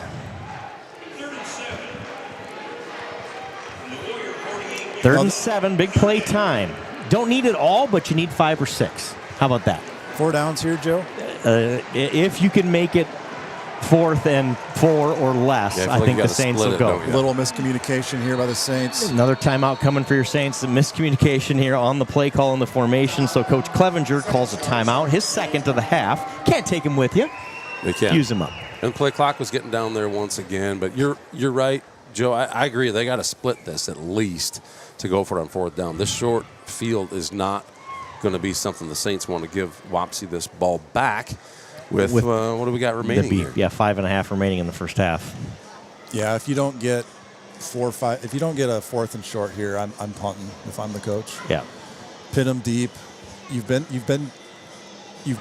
given yourself the opportunities defensively to turn Wapsie Valley over, get them off the field. It's just those, A play or 2 on every drive has kind of cost them. Yep, exactly right. So Your defense has played really well. I agree.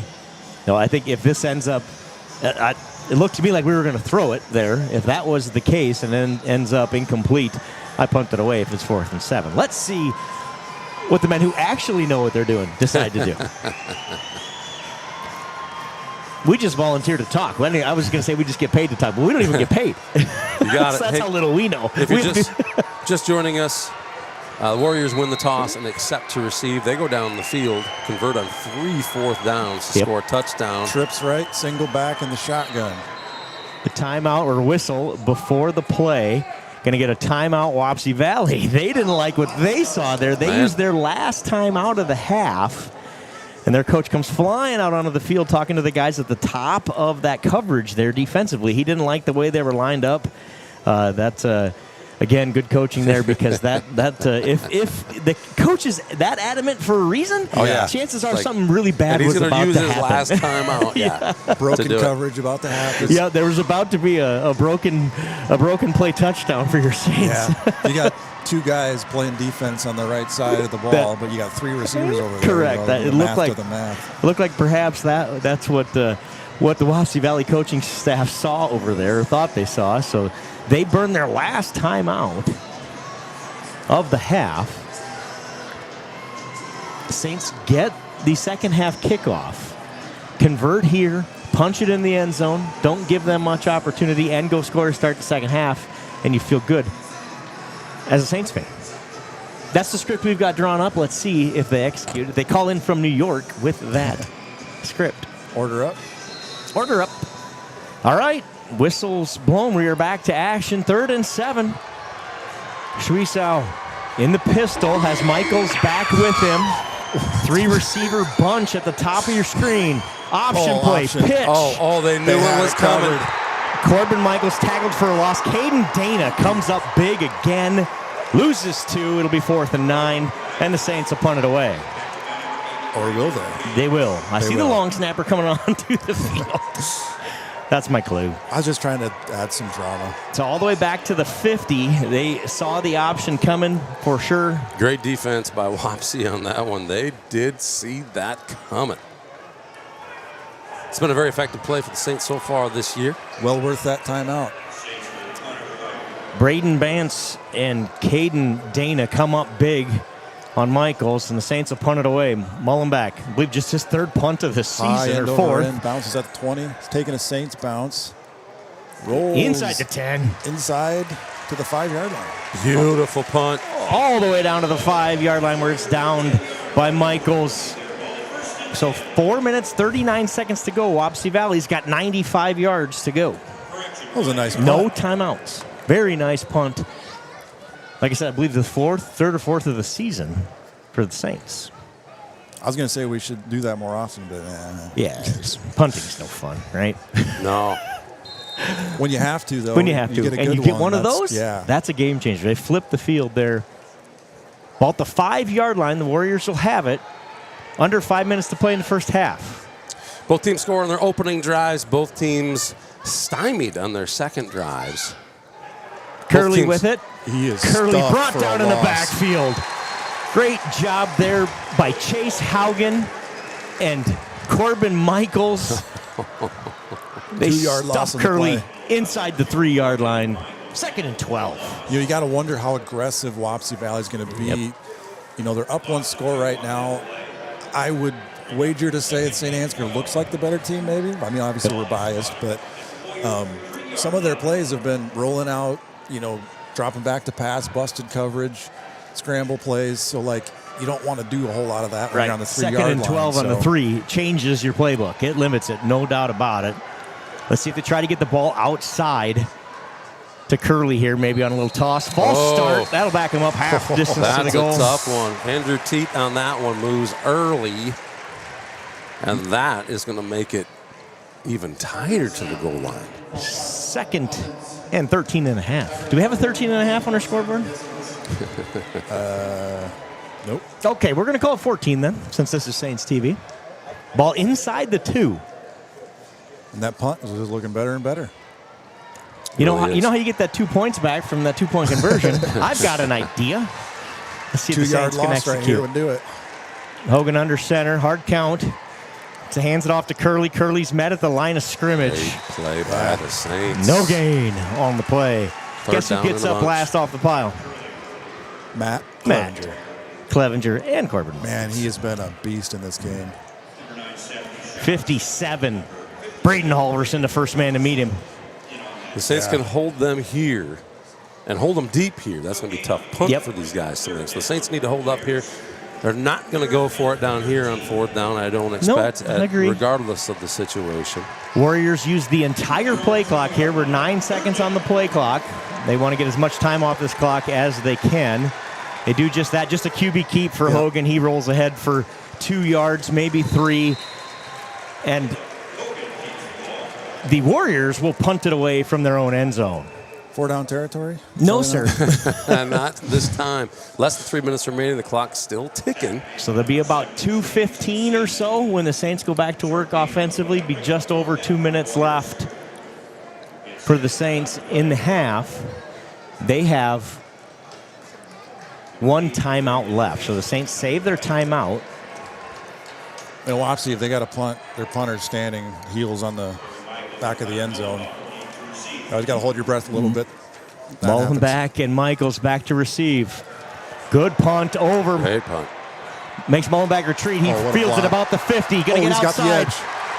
Mullenback out of bounds at the 39-yard line of the Warriors. So the Saints will have a short field. 2 minutes, 12 seconds to operate here. And what a block by Michaels right after. I mean, Mullenback is backpedaling to catch that, and there's a Wapsie Valley guy right there, but Corbin comes in and just clears him out and gives Mullenback the edge to get what could have been, he could have been smoked right away, catching that, but it turns into a 12, 15-yard return. The Wapsie Valley crowd didn't like that block.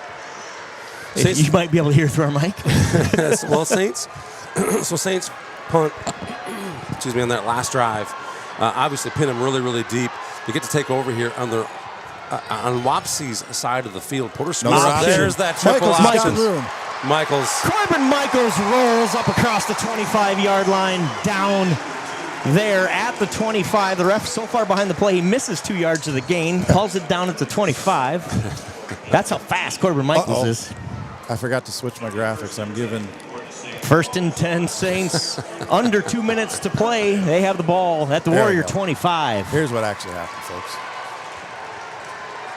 Saints 2 receivers at the top, 2 receivers at the bottom. Clevenger's the lone man in the backfield. He's got it, Joe. Clevenger falls ahead for a gain of 2. Be 2nd and 8. I sure like to see Porter keep one of those. It's coming. It's coming. It has to be coming. It does. Lull him to sleep a little bit. We'll take a few chunk yards here and there from Clevenger on that. But Sweesaw's got room. And one of these times, he's going to pick up some major yardage on that. Sweesaw 2 of 3, 23 yards passing. Do we see one here? Look for Mullenback at the top of your screen. Michaels in motion. Another option. Pitch. Oof. They are shutting that. Oh, breaks the tackle. Corbin Michaels breaks the tackle, turns a 4-yard loss into a 2-yard gain. Corbin Michaels. The senior says, I don't want to be done. We want to keep playing this game. 3rd and 6. But it should have been 3rd and 12. Exactly, because he was hit hard, but does this Michaels thing and just powers his way through it. For one moment, I thought, Porter, you should have kept that one. Right. No, I don't think the yardage would have been too different, maybe less if Porter had kept it. He had a defensive lineman in his face. That was a good decision by, well, maybe not a good decision, but he had nowhere to go anyways. Back to pass. Oh. Finds Clevenger in the flat. Oh, tackle, really good tackle for no gain. That's Bance, Braden Bance on the tackle. It'll still be 4th and 6. What a tackle for Bance. 28 seconds to go. The Saints use their last timeout. 28 seconds left in the half. So the Saints freshman PAT extraordinaire, Max Neely, can he make a 40-yard field goal-ish? I'm going to say we're not going to try. Well, you know what? I think we're not going to So find out. He might be able to. We're just not going to find out. I like that. Yeah. I like that. Instead, I believe the Saints will go for it on 4th and 6, and we come back. 31 seconds to go. The Saints do get the ball to start the second half. Boy, points here would be huge if you can find a way to convert this 4th and 6. With no timeouts left and 31 seconds on the clock, you can do about, for Wapsie, no timeouts left. No timeouts for either team, I guess. You can really open up the offensive playbook in any way that you want to. Wapsie Valley is going to kneel it out and go to half without any timeouts. They would go to the half with a smile on their face with the lead, right? That would be a huge victory for them. About it. So they would be happy to do that. Wapsie jumped out, grabbed the momentum off that first drive, but the Saints have really turned the tide there. It's just the scoreboard doesn't quite show it yet. Yep. Both these defenses have played well. Wapsie Valley and the Warriors get their latest test here on 4th and 6. They've converted 3 4th downs. Can the Saints convert one? So far, Saints attempted one. Did not go their way. Michaels in motion. Dana hit as he hits him as he throws, incomplete. Porter Schwiesow took a huge hit from a blitzing linebacker. The ball came out of his hand funny, floated in the air, but a false incomplete. Was intended for Michaels. Would have been a first down without the pressure, in my opinion. Yeah, that was Caden Dana was just unblocked on that. They would have taken a really good tackle by, the blitzing linebacker just unaccounted for there. Not much you can do. Turnover on downs. 26 seconds left. Wapsie Valley's got it at their own 21-yard line. Again, I would be shocked if they do anything. Yeah, they look like they're in the besides kneel take a formation. knee here, and they are. They're just going to take a knee, and that'll do it for the first half. Wapsie Valley leads the Saints 7-6 in what has been a defensive battle after that first quarter. It has been back and forth. A few stats for you. Porter Schwiesow, 3 of 5, 25 yards and a touchdown. Corbin Michaels, 9 carries, 52 yards. Mullenbeck has 6 for 25. Clevenger, 3 for 11. On the other side of the ball, Caleb Hogan, 5 of 10 for 54 yards. The difference in the game is the 4th down conversions for Wapsie Valley. They've converted 3 of 4. The Saints are now 0 for 2 on 4th down. That's the difference of the game. Saints 0 for 2 on 4th down. Yep. Warriors 3 for 4 on 4th down. One of them being a score. The Saints will get the ball. We'll get the ball back. to start the second half. Yep. For the rushing game for Wapsie Valley, the Saints have done a pretty good job. We said Hogan was going to get his. Only 3 touches, 32 yards for Hogan. That's the quarterback, by the way, right? And one of those was a 4th down backbreaker to set up that first touchdown. Hunter Curley, 14 carries, 29 yards. That's a victory for your Saints defense. They have limited Hunter Curley. Hogan has hurt him on the ground and through the air, has 2 completions to Kaufman for 23 yards and 1 to Dana for the touchdown. That's what it looks like here at the half. 14 minutes, 30 seconds on the clock. We'll be back. Wapsie Valley leads at 7-6. This broadcast is made possible thanks to the generous contributions of the advertisers you see here, as well as the Foundation for the Enhancement of Mitchell County and the Saints Legacy Fund. The Mitchell County Substance Abuse Coalition creates awareness of the impact of substance abuse and encourages change through collaborative prevention efforts. The Mitchell County Substance Abuse Coalition meets on the 4th Tuesday of each month at 1:30 p.m. at the Mitchell County Courthouse in Osage. We are looking for new members to join the coalition to work together to build healthy communities within Mitchell County.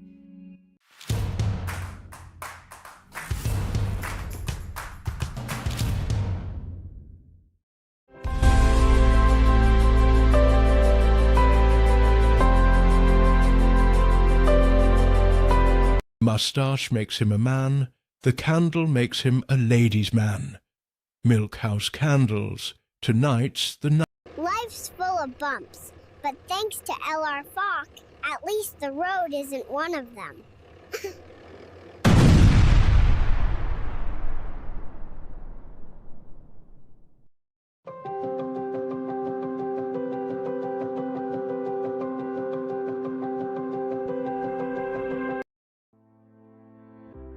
At Mitchell County Public Health and Home Health, we protect, strengthen, and improve the health and well-being of our community through collaboration, prevention, education, and advocacy. From public health services to home health care, we're dedicated to quality care where and when you need it. Because we believe in thriving communities, with healthy people where everyone has access to quality care. Mitchell County Public Health and Home Health. Local care, lifelong impact. Thank you Box K Beef and Freeman Welding for your generous contributions to keep this stream free to watch. I can't believe the Enterprise Journal is offering such a good deal. I should get a subscription for everyone, but surely everyone already subscribes, right?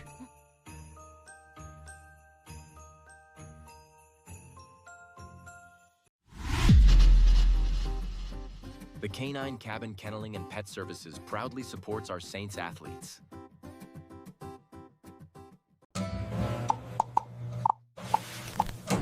Oh my, milk house is getting bubbly.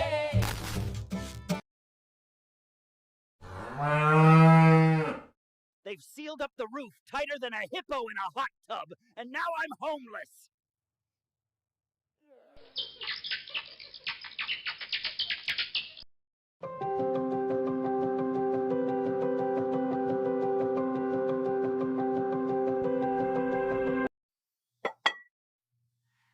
I can always find the perfect gift at Home Sweet Home in St. Ansgar. Colbert Realtors helped us find the perfect home. Love you guys!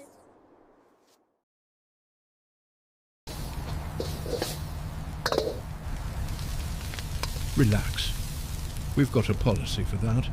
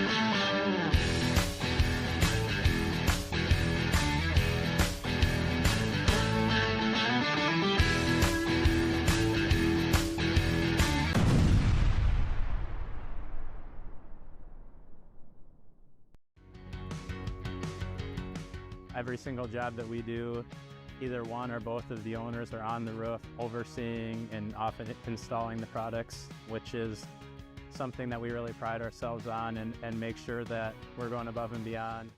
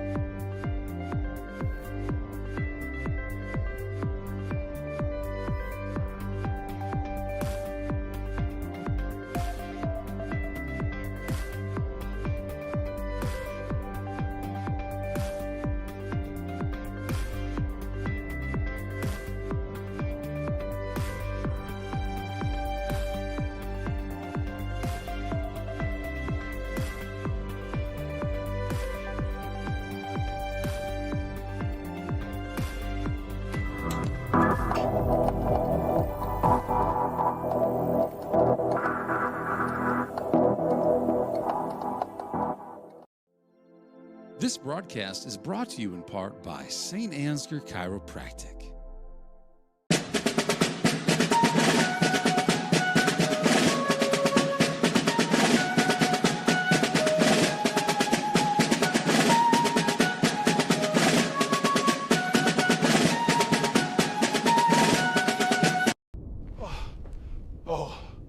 Oh, thank God.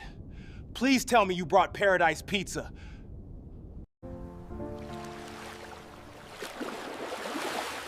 You've gotta get to know Joe.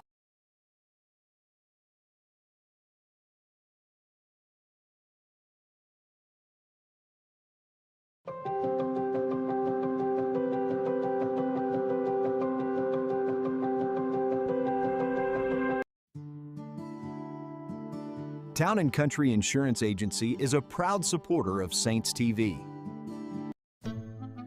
Sometimes, you just feel out of your element.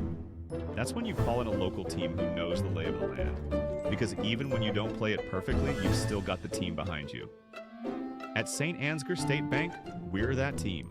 For your savings, for your business, for your next big leap. So whether you're spiking air, eating sand, or launching your goals, don't go it alone. St. Ansgar State Bank, your winning team, your local bank since 1891. Please send milk house candles. It's cold in here.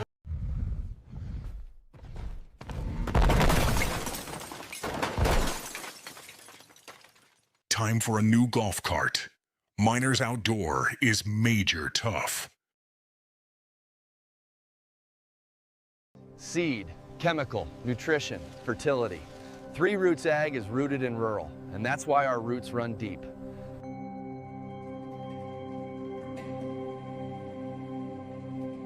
Hey, Mom. Better call Adams Painting and Drywall again.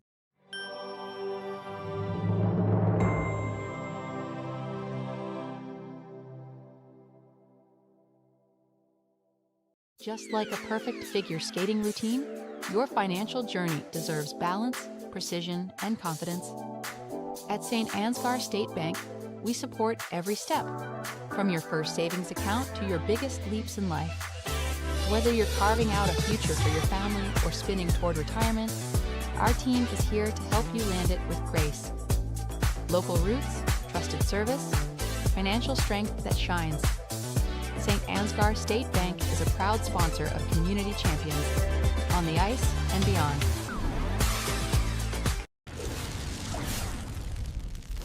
When you need a hero, contact the boys at Al's Electric in St. Ansgar.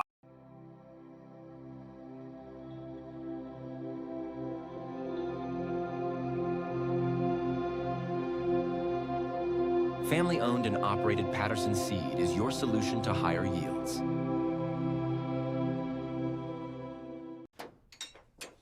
Cars hit me all the time. Luckily, Charleston Body Repair fixes you up fast.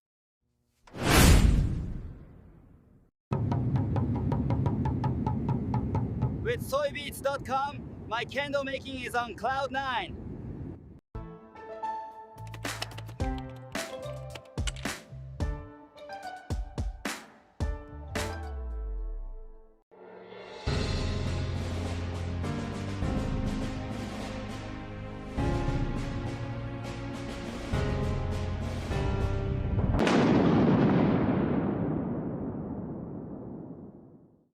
Harvest is right around the corner, but Farmer State Bank is more than just a bank for farmers. So whether you're a small business owner, a student, or a family, FSB is the right financial solutions for you. We are a family-owned local community bank with 7 locations across North Iowa. Visit one of them today or check out our website at fsbbanks.com.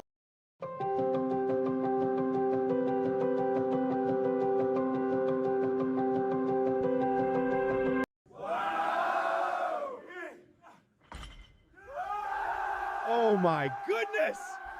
At St. Ansgar State Bank, we do the heavy lifting so that you can focus on what really matters. St. Ansgar State Bank, celebrating 135 years. When innovation meets horsepower, great things happen. Johnson Oil keeps Absolute Energy moving, fueling their plant with off-road diesel, swapping forklift cylinders, and setting tanks for the crews that keep the work going strong. And from Absolute's locally made E85 to the roads of North Iowa and southern Minnesota, we deliver it straight to our customers. 1 mile, 1 tank, 1 partnership at a time. Because powering progress takes more than fuel. It takes trust. Johnson Oil. Contact us today for more.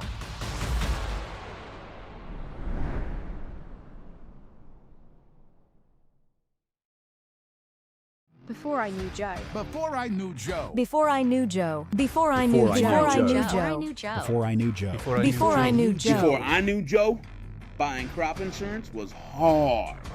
There's a better way to buy crop insurance. You got to get to know Joe.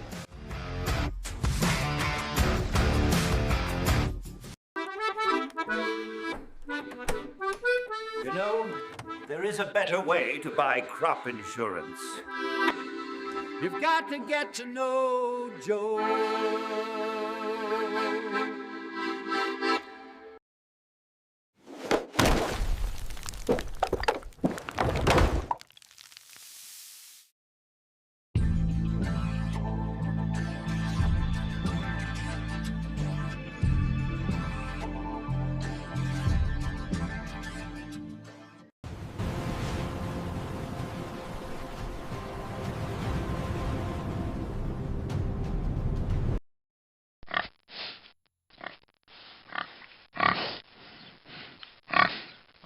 Take care of your spine. All right, we're back. Saints trail 7-6 to Wapsie Valley here. They trail for the first time this season. Do your Saints? Is that true? I believe that is I feel true. like we went Certainly down in by the second half. It is the first time. Well, in the second half. Now that, yes, for sure. I don't believe we've been down at any point this season. Certainly not in the second half. So we'll see how the Saints react here in the second half, as they have work to do. They get the football. This first drive is going to be key. Duke, what do you see? I feel as good as I could feel as a Saints fan looking at the score that it is, if that makes sense. Yep. I think Saints have shown they're the better team. They just key plays, 4th and 7. We talked about it earlier. Wapsie Valley's hit on 3 of those, and we've missed on 2 of them. Big plays, with the 2 interceptions that we had in our hands, we didn't get. I think the Saints did exactly what they needed to do after that first drive when Wapsie came out, marched down and scored, took all the momentum. Saints, if you look at after that drive, they've done a great job. Yeah. They kept them off, kept Wapsie Valley off the scoreboard in the second quarter.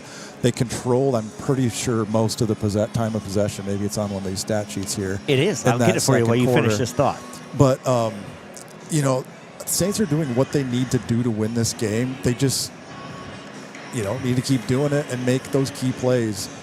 But, 95% of what they're doing is working, I would say.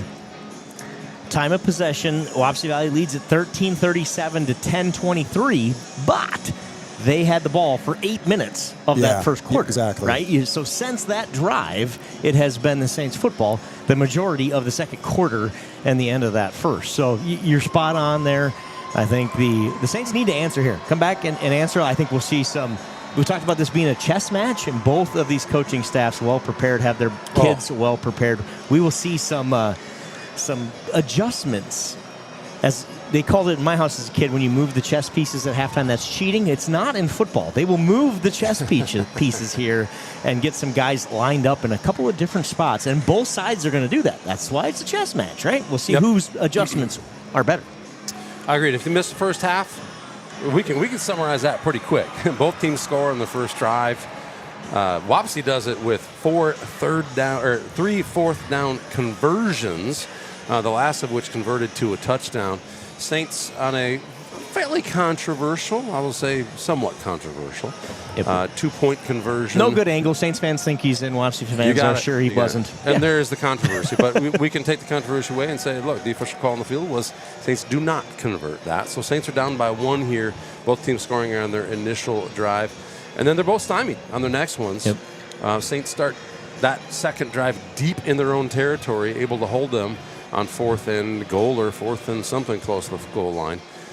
Work their way, but maybe down to midfield or so before they punt it away, pin them deep.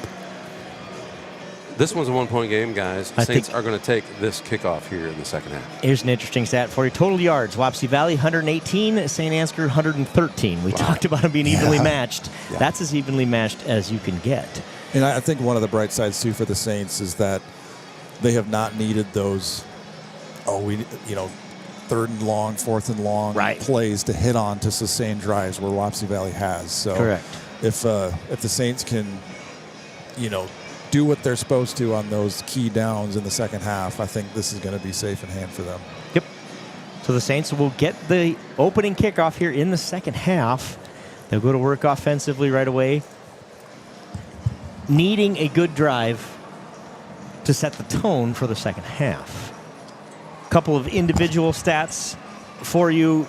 Porter Schwiesau, 3 of 5, 25 yards and a touchdown. Receiving, Connor Mullenbeck, 1 catch for 20 yards. Corbin Michaels, 1 catch for 5 and a touchdown. Joe Clevenger, 1 catch, no gain, officially in the scorebook. I like that goal line play. Putting Corbin Michaels out quick, and I think that could be a big gainer. That in the middle of the field. I'd like to see, open field, what he can do. We've been trying to get it to him on some option plays to the outside, Corbin, but Wapsie has just been sniffing those out. Here we go, second half about to get underway. Carter Kaufman to kick it off. Mullenbeck and Michaels back to receive for the Saints. His first kickoff was out of bounds in this game. This one's going to be a bouncer up the middle, fielded by Mullenbeck. Blockers in front. Mullenbeck has the 30. He's going to be gone. A lot 50, of room in front of him. 40, 30, 20. Are you kidding me? Touchdown, Saints! Baby. Oh, Connor Mullenbeck and his blockers take this opening kickoff in the second half all the way to the end zone, and the Saints are back in control of this one. Look at these blocks, Joe. Wow, that's how you set the tone for the second half, is you run the opening kick back for 6. The last time we won a football game in the Dome, guess what year it was? And guess what we did on the second half kickoff? I remember it well. A little man by the name of Hansen. Kyle Hansen took the second half kickoff back to the house in a very close game. Connor Mullenbeck back does it and here. Forth. We weren't sure it was going to happen, and Mullenbeck does it here. A little deja vu for Saints fans. 2-point conversion attempt option, no good. Porter Schwiesau is going to get stood up and tackled. It took him a year to blow that play dead. I was pretty sure that'd be a little quicker. Don't know what we needed to wait that long for. The Saints run the opening kickoff back to start the second half. They lead at 12-7 on the strength of Connor Mullenbeck with Michaels and Clevenger out front blocking for him. How sweet is that for those 3 seniors? Man, that's fun to watch. And Mullenbeck, so patient. Like, he catches the ball, and for a good 10 yards, he's just jogging with it. Just waiting. We talked about it all year, how he waits for those blocks to develop, and he does it here. And he's got that extra element of just being slippery, right? Okay, get the blocks, get me a little bit of room, guys, and I'm going to slither through Seth that. Schatz, another senior out, escorting him out there. Yeah, he wasn't. I don't even think he was touched. Great Keegan job. Zacharias there as well for the Saints. That's just awesome start. Boy. He kind of looked like a quarterback running a bootleg, really hiding behind their side. He kind of jogs like he's not, and then he just takes off. He's smooth, man. He is smooth. Yeah, and reminiscent of that, the start to the second half in 2011 when the Saints won a state championship in this very building. Kyle Hansen ran the opening kickoff of the second half back in that one. Connor Mullenbeck does it 14 years later, and the Saints have the lead. Their first lead of the night, 12-7, night. It's not even noon yet, but it feels like night because it's you're in a football time. stadium. Again, the coaches have been training the guys to think like this is a regular Friday night. They trained me, too. So I think like it's Friday night. I like that. I feel like it is. I like feeling like it's Friday night, too. Schwiesau, kick it off. Bouncing kick. Oh, that's finds a dead spot. That ball's going to bounce out of bounds just inside the 30-yard line. The Saints were there. Matt Clevenger was about 2 yards away from that ball. Matt Clevenger like a missile headed for it, but it just sidelines out of bounds at the 31. Or excuse me, at the 26. So that'll be a procedure penalty on the Saints. So the ball will be placed at the 35, which again is where they've returned it to the first couple of kickoffs anyway. Yep. No harm, no foul. Yep, I agree. I think you give yourself a chance on that one, and it nearly paid off. Clevenger in proximity, but not in time before that one goes out of bounds. Hogan in the I formation hands it to the first guy through. That's Dana. Caden Dana, hard-fought yard. Tackled by a host of Saints, including Dietrich, Michaels, and friends. Gain of 1 for Caden Dana. If you missed the first half, Saints did a really good job on downs 1 through 3, keeping these guys. They found their way to, the Warriors found a way to convert on 4th down all too often. Saints will surely make some adjustments to keep being stout on downs 1 through 3. But Curley hold them on 4th. The handoff, just again a short game, but the Saints will take that. Gain of 3 for Curley. He's carried the ball 15 times and just broke 30 yards. The Saints will take that. You know what his average per game average is, Joe? Curley's? I don't, not on a per game basis. He's averaging 9 yards a carry, I can tell you that, and he's averaging 2 today against the interior Saints defense here. They have played great. All of Wapsie's explosive plays have come via Hogan's legs or getting the ball outside. Pass coming here for Hogan, intended for Molds. Mullenbeck. Broken up. Connor Mullenbeck comes up big for a second time here to start the second half. Knocks away the 3rd down pass. Would have been complete, would have been very close to a first down. Another could have been intercepted ball. That's 3 now that Mullenbeck. Man, game breakers. Mullenbeck beats the receiver to the spot, knocks it away, 4th down. And the Warriors are going to punt it away. I felt like he was going for fake a completion. Fake punt, alert, alert, alert. Trips left. Yep, trips left. Weird formation here. Let's see what's going to happen. And he is going to kick it away. Punter is going to punt it away. To Mullenbeck. Has it. At the 30. Mullenbeck across the 40. Has the edge again. Mullenbeck. Around midfield. Mullenbeck forced out of bounds by Braden Bance. 24-yard return. Connor Mullenbeck has changed this game in the first minute and a half of the second half. He has a kickoff return for a touchdown, a pass breakup on 3rd and long, and now returns a punt to midfield. All that in 1 minute and 37 seconds. And again, the patience on this one now. Chance you could go beat these 2 guys, right? But why risk it? Let's live for another play. Let's step out of bounds. Let's let the offense get on here. This is great starting from midfield here on the second drive of the second half of the Saints. Saints' first offensive possession after they ran the opening kick back in the second half. Joe Clevenger bowls ahead for 3 yards. Another Nobody play runs where harder. He gets met at the line of scrimmage, but still ends up with a 4-yard gain. Yeah, I misspoke, Joe, didn't I? This is not the second offensive drive because we didn't get a first offensive drive because Mullenbeck took it away from us when he ran it to the end zone. Luke Riordan, R-I-O-R-D-A-N, is playing lights out from that right guard spot. Number 79, big fella out there doing big work. Shout out to the Wapsie Valley Warrior. Oof. Mullenbeck stuffed at the line, tried to get him outside, but nowhere to go. Gonna lose a yard. 22? 33, Caden Dana. We highlighted him in the pregame, kind of the unsung hero, I think, of this team. He's their mix of pace back, offensively, defensively. He makes that was like his 80th tackle of the season, and that's not an exaggeration. Yeah. He's been key in shutting down some of them option plays and keeping the Saints from getting outside on the run play so far. The Saints' run game has not done much here in these last 2 quarters. Schwiesau going to pass it on 3rd and long. Wide open, just overthrown, incomplete. Misses Mullenbeck on what would have been a touchdown on 3rd and long, and the Saints will punt it away. Mullenbeck paused mid-route, and that was just changed enough the timing? to change the timing of that. Yep, you can see it on the replay. He's looking for that pass a little earlier. Porter had time, so held on to it and was looking for him deep. That would have been huge. Yeah, that would have been huge. I We'll like see the that idea. one Put again. it back in Mullenback's hands. We'll see that one again. Connor Mullenback to punt it away.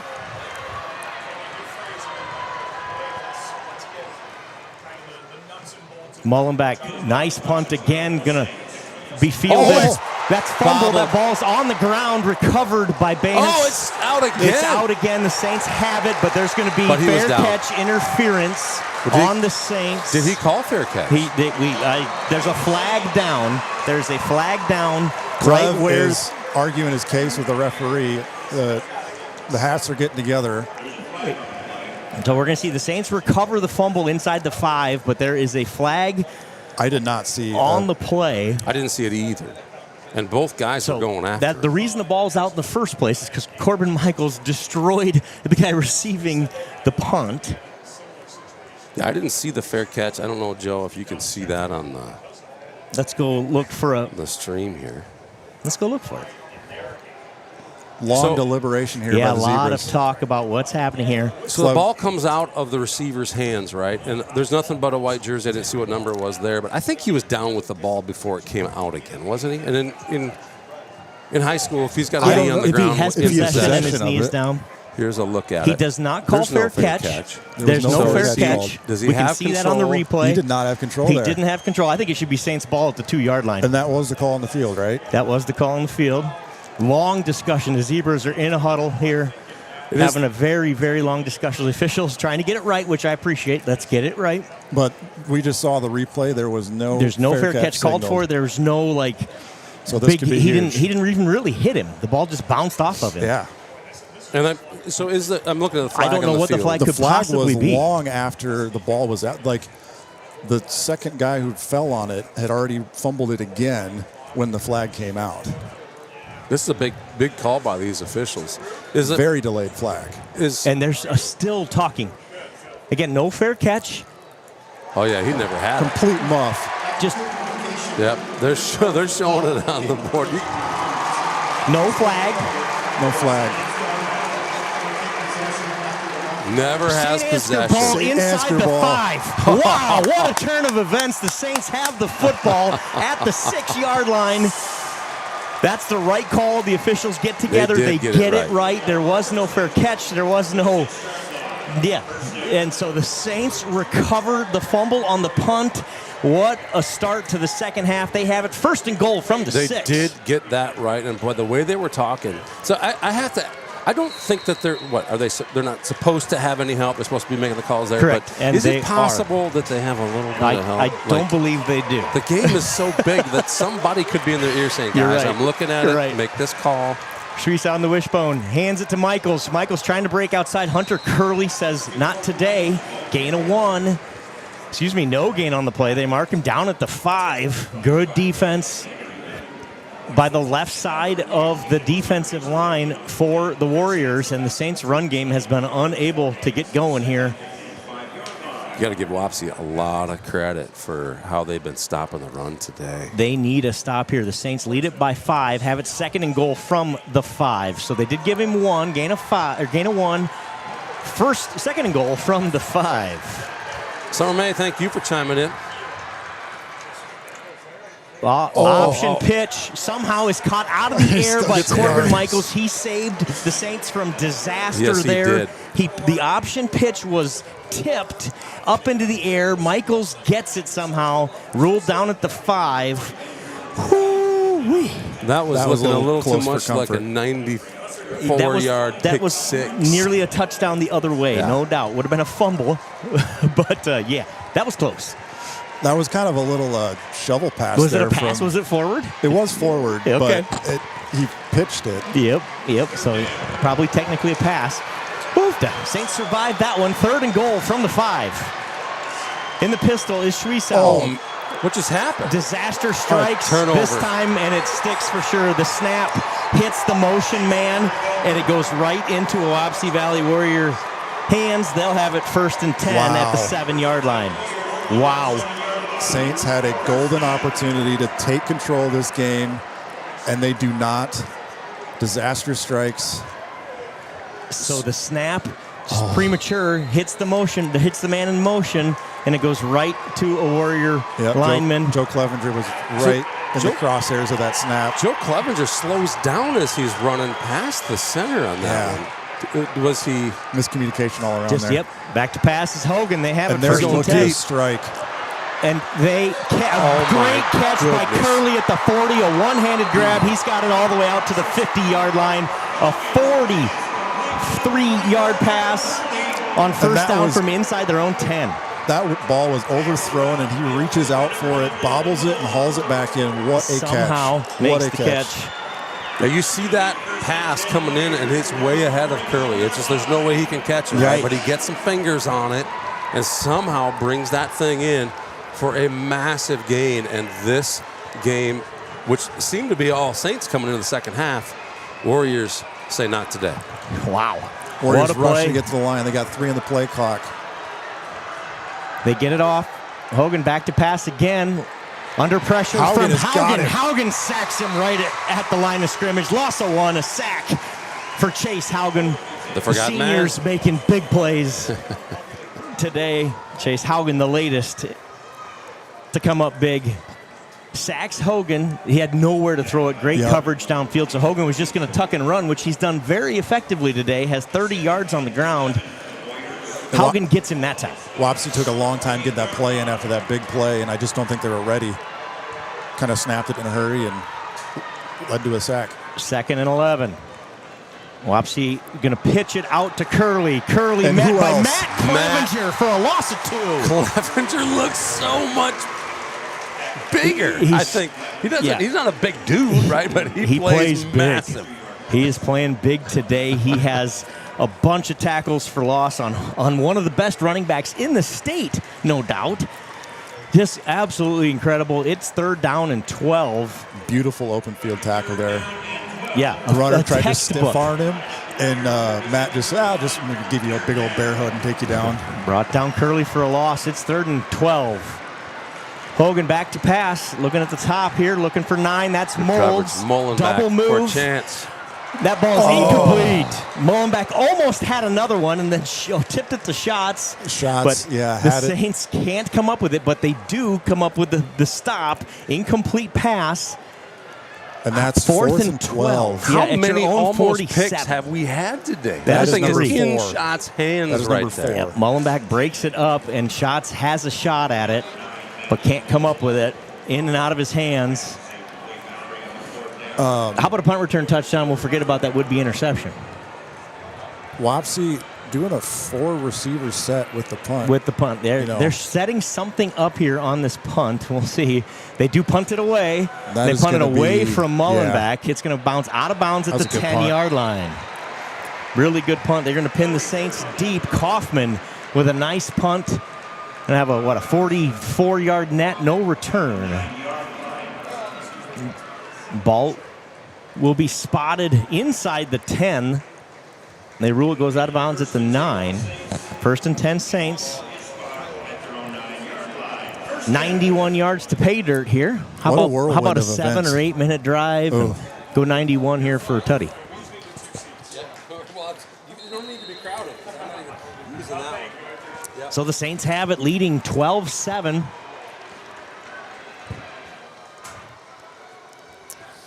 Handoff. Mullenbeck gets across the 10, but again, they get him outside there. They ran him to the short side of the field, and he just ran out of room here. Does pick up 2 yards, though. Or no? 1. I think they're going to spot it. Yeah, they spot him out at the 10. Called a gain of a yard on a loudspeaker. The Saints haven't benefited much from the spots today. We're really favoring attacking the left side of that Wapsie Valley line. Again, there's less, the ball's on the left hash there, less room to run over there, and we keep running it that way. So it looks to me they're running away from Hunter Curley, who's number 24 on that other side. Do it again. Halfback pass. Halfback pass. Intended for Shots. That ball is incomplete. Was through the defender's hands, into Seth Shots' hand, and then broken up. Incomplete pass. Flag on the play on the far side. There is a flag on the 50-yard line about a half a mile from the play. What do we got? A flag Sideline warning. I figured that's what it was based on where it's thrown. So that means their coaching staff or players were interfered essentially with the official. It's just a warning. No harm, no foul the first time. The second time, I believe it's a 15-yarder. Yes. Andrew Teat, the one who knocks that out of Schatz' fingertips. Yeah. He had it, and Teat did a great job of knocking it out after it goes through the first defender's hands. A lot happened. Like, it was a blessing that it wasn't picked off, and then a blessing that, Schatz has got this thing, and then another. He had it grasped. He had it clamped in his hands, and then that Teat number 40 just punched it out. The first trick play of the game goes to the Saints on a halfback pass. Back to pass here on 3rd and long. Oh, he's open. He's open. Time. Has Corbin Michaels in the flat. Corbin Michaels is No loose. one is going to catch him today. Corbin Michaels, 30, 20, 10, touchdown Saints. Corbin Michaels goes 90 yards.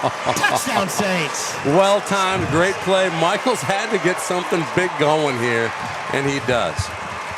You know, wow. Mullenbeck has been kind of pulling the weight here for Michaels. It's Michaels like, hey, I'm ready for one. I love it. I love it. They forgot about Corbin Michaels. He goes 90 yards on a beautiful pass, protected well. Schwiesau had all kinds of time to go find it. It's 18-7 Saints, and they're going to kick the extra point. Freshman Max Neely, number 42, on to kick the PAT. Little strategery here going on. 19-7 is better than 18-7, right? Yes, it is. I think one more point is better than not getting more points. There you go.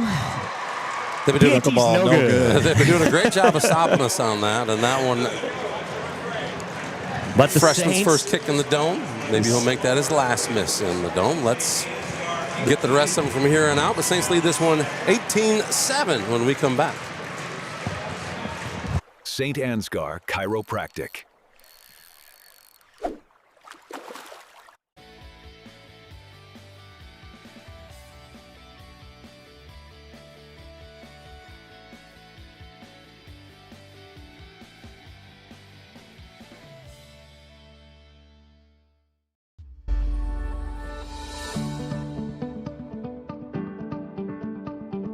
Focus Insurance Team, safeguarding our neighbors in northern Iowa and southern Minnesota from risk. It's Saints TV's goal to bring the game to those who are unable to cheer from the stands. Watching the stream is free. Creating it is not. Please consider donating to our cause through our donation partner, Give Butter. 100% of your donation goes directly to the St. Ansgar school system, where it is used for the education of our students, the equipment used to create these streams, and the athletic department so that our students can keep competing in the sports that are near to their hearts. Thank you for supporting St. Ansgar, and thank you for giving butter. Fuel up, champ. Life's better when you give butter. Life's better when you give butter, guys, and thank goodness there wasn't Butterfingers on that last play. 90 yards? Was it 90 yards? That was 90 from the 10. My goodness. Schwiesau do the kicking here. This one's going to stay inbounds. Bounces at the 24. Where it's picked up by number 30. Going to get an illegal block in the back, maybe. Yeah, or a hold on the return team. So that'll back him up. That ball goes out of bounds, or forced out of bounds, across the 40. But I think we'll be marching them backwards on the penalty here. A good return by number 30, Carter Kaufman, but I think it's going to get erased with a bad block. Saints, obviously, listening to Saints TV on the sidelines, you were talking about them not being behind in the second half. And so, you know what, guys? Let's just erase that. Let's. They're talking about it. Let's go fix it. Let's go fix it. It is a penalty on the illegal block there, so they'll have it all the way back at the 21-yard line. So a 20-yard net penalty there. Yeah, wipes out a big return they had, too. But, you know. I formation for Hogan to start this drive. Wapsie needs points here. They're going to hand it to Curley. Curley with his longest gain in the middle today, gain of 5. Now they just keep inching forward. Kind of strange for us. They inch the other way. Give him an extra yard. Yeah, gain of 6. Better give him 6. He's the smartest guy alive out there listening. So, Joe, you better give him 6. Exactly. So it's 2nd and 4 after Curley's best inside run. Saints have shut him down. Going to try again. Same play. Joe Clevenger on his back. gain of 3 will make it 3rd and 1. Oh, again, with an 11-point lead here, the Saints can afford to allow a couple of first downs, burn a little clock. Bend but don't break would be just fine here. It feels like Wapsie's coming out saying, hey, let's not do anything fancy. Let's just go grind. Let's do it. And, maybe lull us to sleep a little bit for that next big pass play. But they're definitely just pushing it right down the middle with Curley. And Curley on 3rd and 1. I think he's short. They're going to give it to him. They're going to give it to him. Depends on which official they use. If they use this official, he's short. No. He is short. It's going to be 4th and inches. And don't even need to measure. I can help them out. It's 4th down, and they do not measure. 4th and a half a yard here from your own 30, down 11. Duke, what's your call? QB sneak. QB sneak is the call. They are going to keep their offense on the field. 15 seconds on the play clock, and the receiver running the play in is not in any hurry. He knows. Oh, man, this is trouble. 8 seconds. 6. So it's hard for him even to try a hard count to try and draw off 3 sides. on the clock. QB sneak is the call, and he is right at the line to game. They're going to give it to him. It is so incredibly close. It depends on where they put the football down. They put it down short of the little white line. That is short of the line. That's going to be super close. They're going to give him the first down. We don't even need to measure, sir. Coach says Clevenger is requesting a measurement. Vehemently requesting a measurement. The chains have moved. That is not a first down, boys and girls.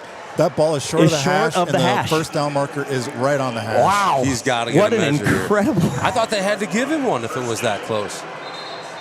It was short. We're going to get a timeout here on the field. Clevenger pleads his case to the line judge here. The ball on the field is not even on where the first down chains are right now. Correct. And so I know the line chains, but they already moved is them. Incorrect. The chains are an indicator, but they've already been moved. Yeah, there's nothing they can do about it now.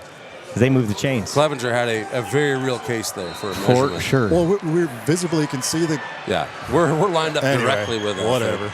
Yep, doesn't matter at this point. Saints got to play more defense.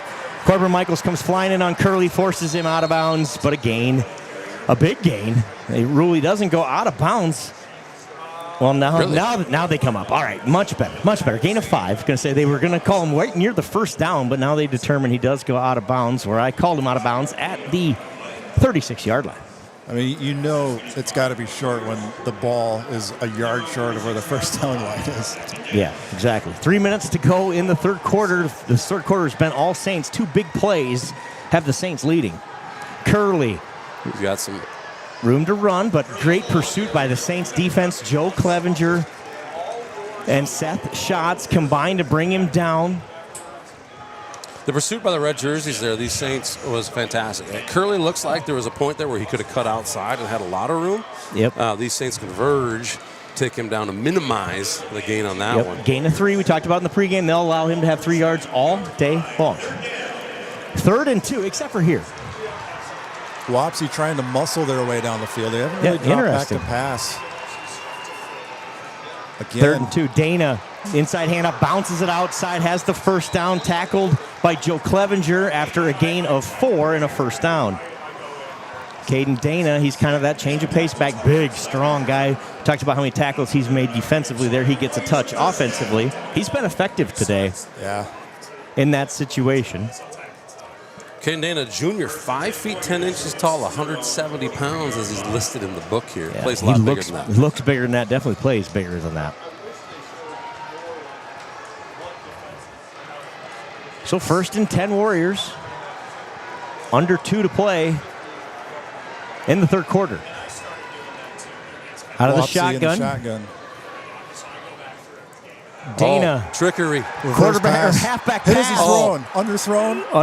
Incomplete. Yeah. So that little trickeration the other way. They were going to run kind of that sweep to the top of the screen. Instead, he hands it to Molds coming back from the receiver spot like in a reverse. But the receiver comes up, throws it, got hit as he attempted to throw that pass. It falls incomplete. Good defense by the Saints. Matt Clevenger, good job getting pressure on that. Well, Matt Clevenger has been everywhere today. But he's the reason why that ball was underthrown. He hit the quarterback or receiver before he could get his arm behind it. 2nd and 10, back in the shotgun is Hogan. Looking to the top of the screen again.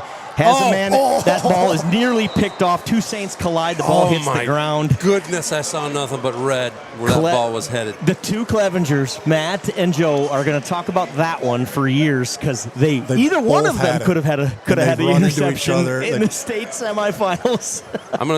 I'll just publicly state I think that was Matt's ball, but they were both defending. Yep, exactly. That spot, and at that point, it's go get the football. If Joe we'll catches figure it that, out. that's a pick six. Yep, I agree. So, but that is incomplete pass. Missed interception number 5. Number 5. And I'll say this: I think that is the most of the balls that the quarterback has thrown have come with a little bit of a rainbow trajectory. Oh, there it is, baby! Joe Clevenger picks him off at the 50-yard line. Oh, Joe! The senior in the state semifinals are coming up huge. Joe Clevenger are coming up huge. Got denied the pick by little brother on the last play. Not this time. That pass was right, too. So the statement I was making, just as that pass was coming out of his hands, was we're seeing a lot of high trajectory passes from this team in general, right? Even on that trick play. Yep. That was the second in a row with that low trajectory, and the first one should have been picked. That one did get picked. That one was. Yeah. Clevenger. Joe was just sitting back in the zone, reading his eyes all the way. As soon as he let go of that ball, he undercuts that, jumps in front, and it's Saints football. That's watching a lot of films and the coach having you prepared for that one. Good job, Joe Clevenger, to execute. Oh, boy. We got some room. Connor Mullenbeck. He gets the edge. He's got it. Connor Mullenbeck. He stepped out. Steps out of bounds. He had daylight. He is standing by the end zone right now. They're just going to guess right now where to spot it because the guy who called it out of bounds is down at the end zone. He has no idea. They're going to call him out of bounds at the 30. Should have been a touchdown. Look at the for replay Mullenbeck. here. Yeah, I did see him step out. Right there. Just gets a toe out, and it's at the 30. They guessed correctly. Good job by this officiating crew. If he would have been wearing his Arsenero track shoes, he'd be in the end zone. But a big gain for the Saints. Gain of 17 on first down, and the Saints are imposing their will in their second half. They are coming alive. Game is starting to break wide open for the Saints. Wapsie Valley scored on their first possession. The Saints have held them since. Oh, Porter's keeping it. Porter Sreesow keeps. We said it was coming. He's got the ball at the 20. He's to the corner. 10, Hold on to the ball, kid. Touchdown, Saints! Porter Sreesow with a 30-yard touchdown scamper on the option, and the Saints lead 24-7. We talked about it, didn't we? One of these times, he's going to hold that ball. There it is. Look at Corbin Michaels throwing the block. You can't look at it, but trust me, Corbin Michaels threw a whale of a block to help get Porter outside and into the end zone. The sophomore quarterback scampers into the end zone, and this third quarter has been all St. Ansgar. They lead at 24-7. You want to know why? Tell me. Look at Wapsie Valley's defensive line. Hands They on hips. appear to be tired, sir. Our linemen, no hands on hips. I love it. That's how you tell. I love it. This interesting formation again here on the two-point conversion. Sreesow's going to throw it. It's knocked away. Great defense there. That was great defense by number 5, Gavin Henry. Good job by Henry on the defense. Knocks the ball intended for Mullenbeck away, but it's 24-7 Saints with 1:20 to go in the third. What a turnaround here in this third. We talked about it off mic at halftime about the Saints are going to mix it up a little bit here in the second half. Yeah. It starts with the spark plug of Connor Mullenbeck with the kickoff return for a touchdown to start the second half. And remember, if the Saints hadn't had that miscommunication, second and goal, this game would be out of hand. I think nearly is already. You mentioned that this has been all Saints, and you're right. Like, there was a real opportunity for Wapsie to turn this game around, and we're a long way from done. Correct, sir. But there was a real opportunity for them to take that turnover. What happened at the 5-yard line or wherever it was, the next big play for them was a 50-yarder down the field to Curley and a great catch. I tell you Saints what, did not let that bother them. Oh, they took so that momentum got right the mustache back. going on. I'm so impressed with this Saints team. They took a punch in the mouth in the first half. They did. And they didn't panic. They didn't change the game plan. They didn't, oh gosh, what are we going to do now? No, we'll just stick to what we do. We're going to mix it up a little bit, make a couple of adjustments that they have made and have worked very effectively. And then, you know what it comes down to sometimes is big-time players making big-time plays in big-time games. And that's exactly what we have seen in the third quarter. Speaking of changing it up, the Saints wearing the white pants in the dome for the first time. Yep. Clevenger's got rid of the signature goatee. It looks like he's just sporting a mustache. Just got the mustache. Is that right? I think so. You're going to want to tune in TV to see that. Listen to us here and tune in on the stream. That's just not a clever thing to do. He's so superstitious, but maybe Maybe he's breaking something else. The Saints are 13 minutes and 20 seconds from their second ever finals appearance in football. Here we go. Kickoff. Fielded inside the 20. Brought out across the 30. Nice return by Kaufman. I believe that's number 30. It was a good job fighting his way down to the... It is not. It is 9. Molds. Landon Molds, the junior. He's their favorite receiver of Hogan as well on offense. He's a big, tall kid. 6'3", 170, according to the sheet. Just a junior. 1 year, 5'10", 6'3" is a mountain of a man. So the Warriors have it, 1st and 10, a minute 12 to go in the third. I formation for Hogan. He's going to hand it off to Curley. That's what they did last time, just pound it. Nowhere to run for Hunter. Curley. Saints defense, Dietrich, Heeman. And who else? Matt Clevenger. Curley a little slow to get up just off the... waiting for him, and Curley's down. Yeah, he's hobbling. He's holding that right ankle. Hobbling a little bit. He's going to go to the sideline. We're going to get a timeout here on the field. So Curley comes up limping on that left leg. Excuse me, looks like he's favoring the right there. So he's... I hate to see that. Yep, yeah. You do. And that looked like that's what they were going to do, is try to go back to that ground game, right? Of, hey, let's keep this thing running on the ground. He goes out for this play at 2nd and 9. They'll operate without Curley. 3-score game, though, now. You almost think they got to start. Number 5 has it here. They're going to run play again to the left. Nowhere to run again. Give him a half a yard. We'll make it 3rd and 9. Clevenger and Clevenger on that one. Matt kind of had them wrapped up already, and Joe comes in and just finishes them off. Gavin Henry on the carry there. Yeah, those two can't stay away from each other. They sure can't. Boy, it's fun. I just love that. I think we've talked about it before. I love that. Dad's a coach. 2 boys out there making plays together. That's small school football. That's what it's all about. It doesn't get any better than that. What a special we saw that thing. In baseball too, didn't we? Yeah, a couple we did. Kids playing for the dad as a coach. It's kind of fun. That worked out pretty well for us in the summer. I see the hands in the air. What's that tell us, boys? We're moving to the 4th quarter. After a 3rd quarter that the Saints wish would never end, they take a commanding 24-7 lead. We head into the 4th quarter. Saints score 18 unanswered in the 3rd. We'll be back right after this with quarter number 4.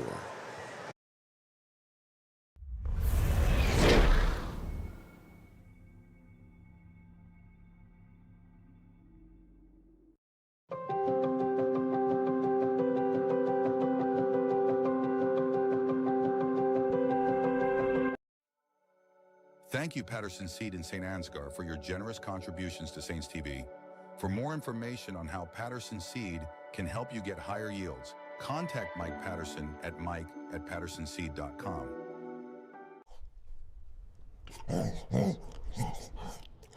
At Canine Cabin, I'm treated like a king.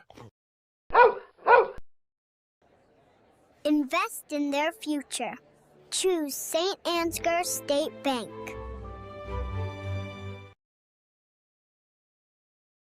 And we've got a really pretty cool rock here.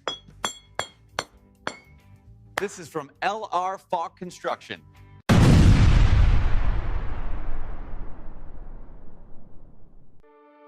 This broadcast is made possible thanks to the generous contributions of the advertisers you see here, as well as the Foundation for the Enhancement of Mitchell County and the Saints Legacy Fund.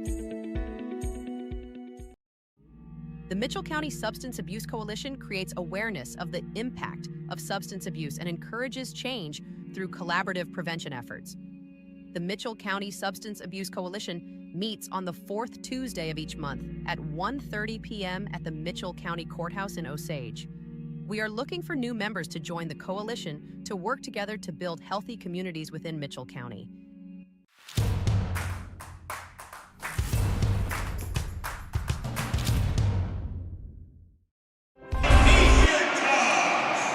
And we're back.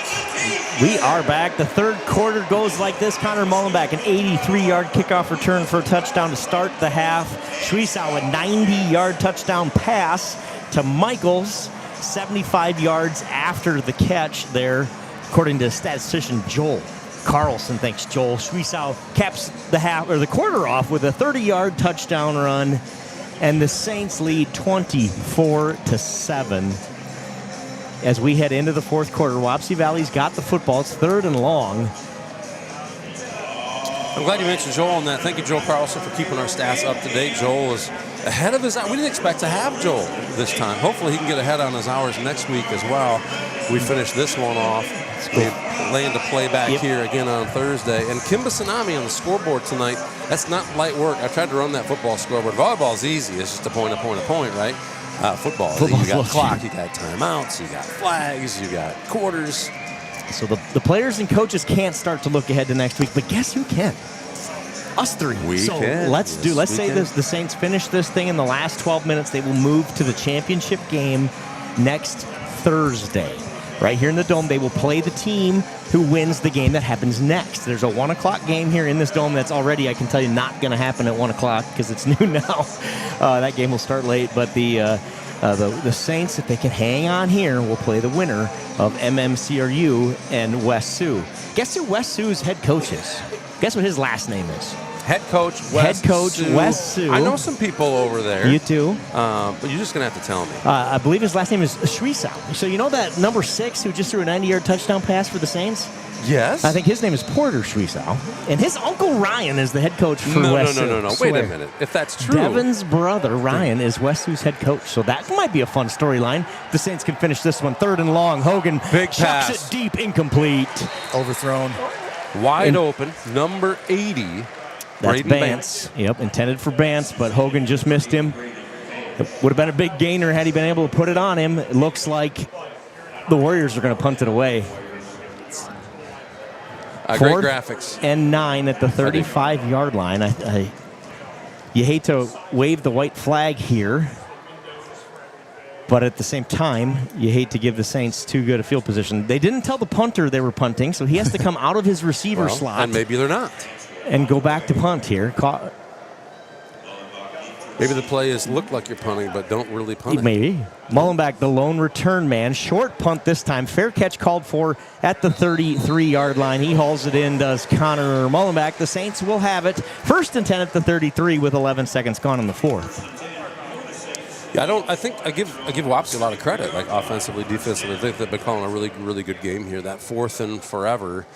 Going for that big play, not a bad play, but you really need the first down, right? So, obviously the receiver was open, the ball was not perfectly thrown, but my goodness, that's trouble for them to just give away the possession when they need 3 to take over lead here.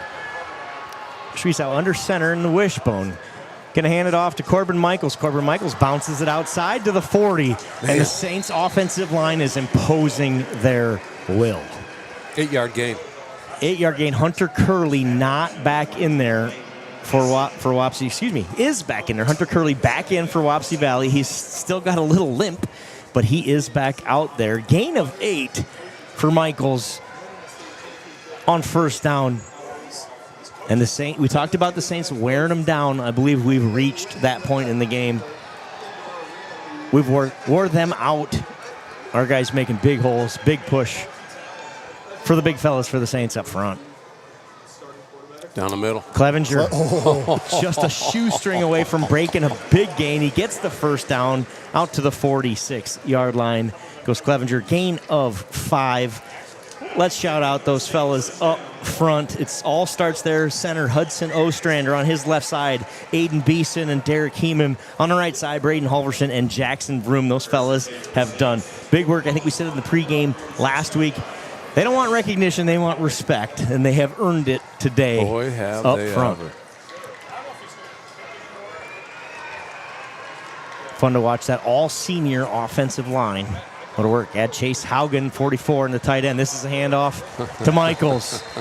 And the Saints, big play after big play, gain of 5. I give Wapsie credit there, too. I mean, there's how many times have we seen that they're just one guy away from breaking one, and Wapsie, that guy is making the tackle. Yeah, and we're starting to see plays that in the first half we were getting 1 and 2 yards on now. Now we're getting 4 or 5 yards on. Exactly right. And it's just a matter of time, and one more can break right open because you get tired. You got it. Corbin Michaels goes over 66 yards on the day on that carry. Saints have 157 yards rushing. They just have it spread out amongst 4 guys. Option. Porter keeps. Now he pitches to Mullenbeck. Mullenbeck gets the edge and a first down.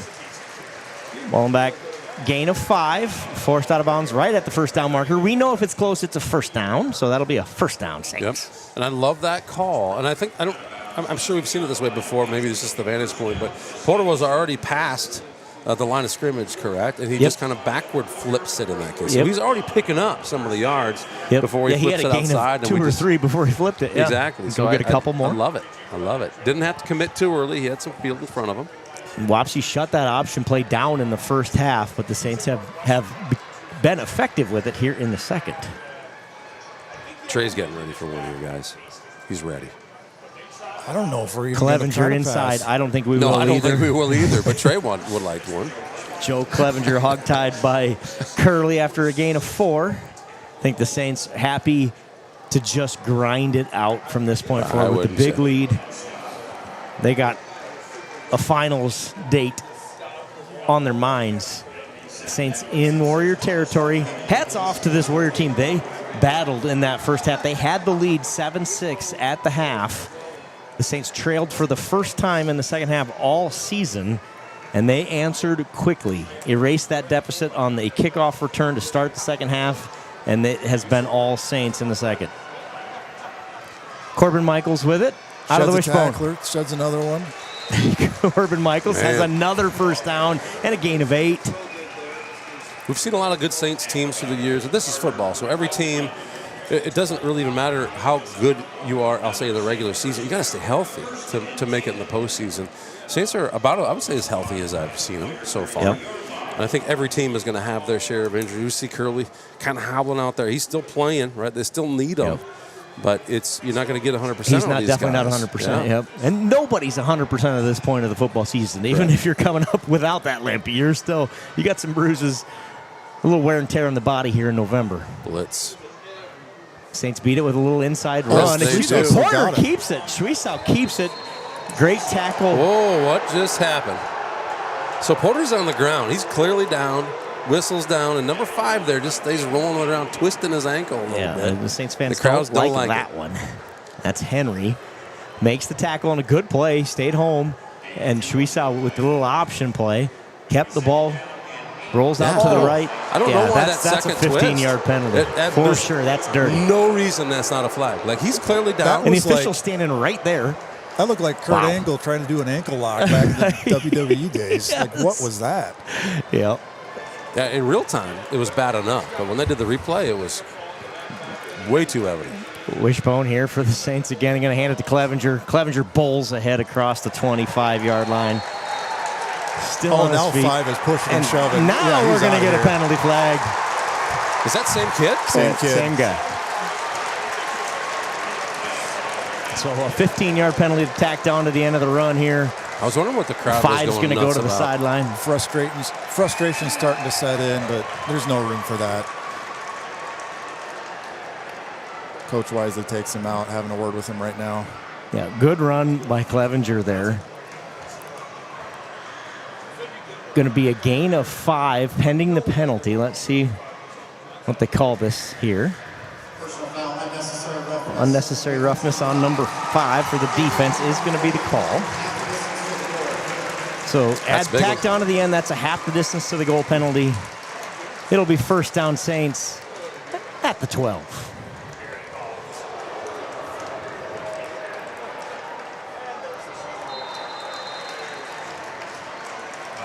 Yeah, this game was that? Jackson Vroom was on the ground down the field. He gets up, and then Wapsie Valley player just shoves him. Gotcha. So that's what they call right? there. Number 5. That's what they call there. So it'll be first down Saints at the 12-yard line. They lead at 24-7 in what has been an explosive second half for the Saints. Frustration on the part of the Wapsie defense. See if the Saints can take advantage here. Add to their big league. Joe Clevenger up the middle. Clevenger falls ahead for a gain of 4. Joe Clevenger always falls ahead. He does always fall ahead. You know, with about 7 minutes left in this one, like the score's not even the important thing, right? Just keep that clock ticking. Keep the ball on the ground. Run it down the middle. Keep it safe. You score a touchdown, that's just a bonus. But getting that clock down, Wapsie needs 3 scores. It's going to be tough to come by right now.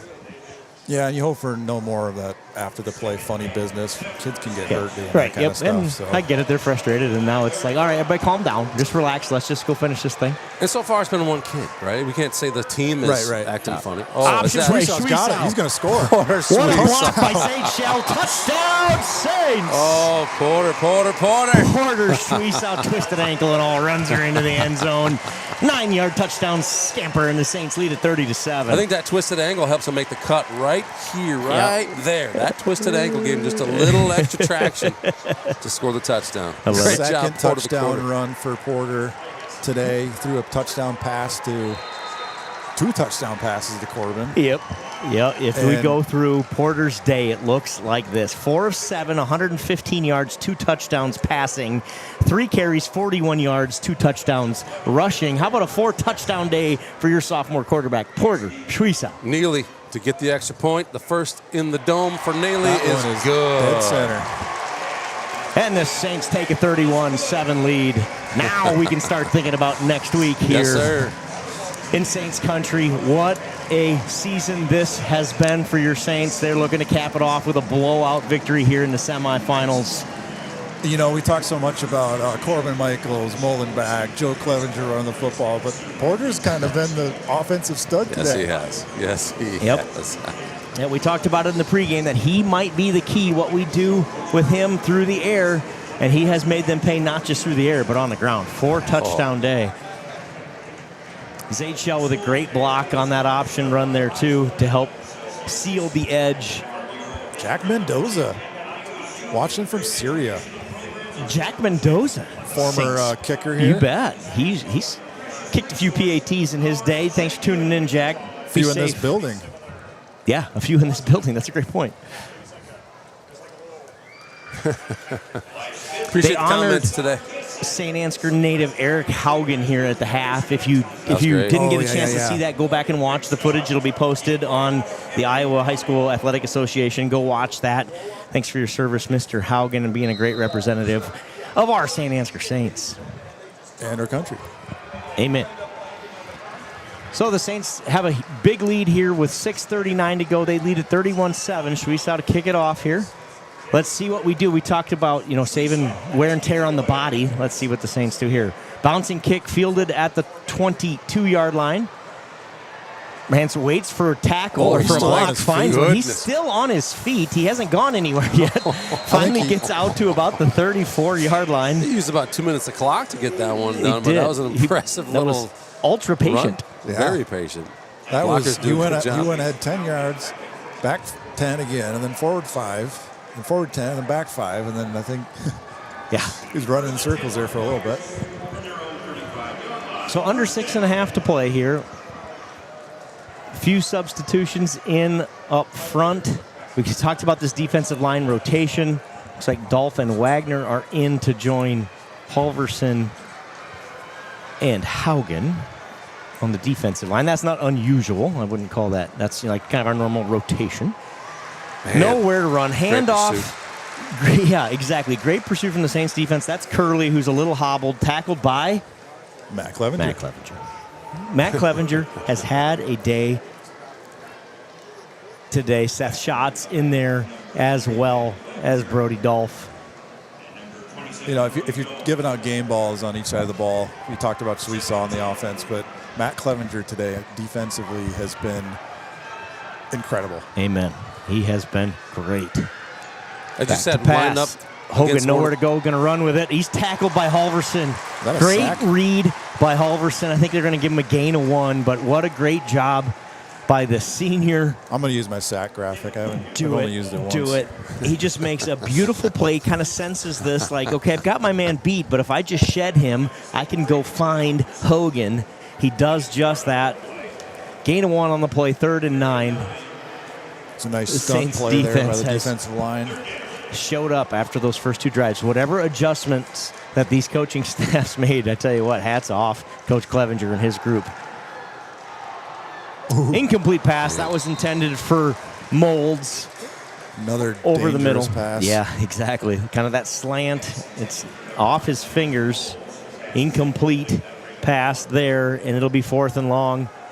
And the Warriors are going to punt it away. Caleb Hogan, after starting the day 5 of 7, is now 6 of 17. That's the difference.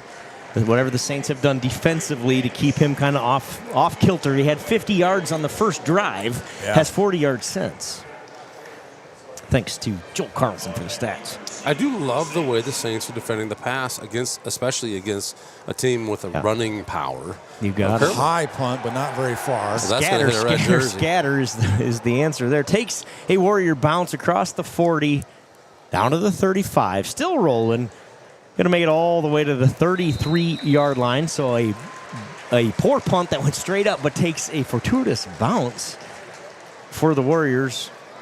Has the Saints set up way down at their own 33. The Saints offense back on the field. Starting offense going to stay on the field. So, yeah, let's talk about that. I mean, the passing game has been our Achilles in this building. Let's just, we can say it, right? I don't think that's a secret. Yep. And the Saints have done a phenomenal job today. Have they ever? Of making Wapsie kind of one-dimensional in a lot of cases. They either had to try to throw it a bunch of times, or they got to stand back and run it, and then eventually the defense comes up with a big play, as they do week after week. Inside run for Clevenger.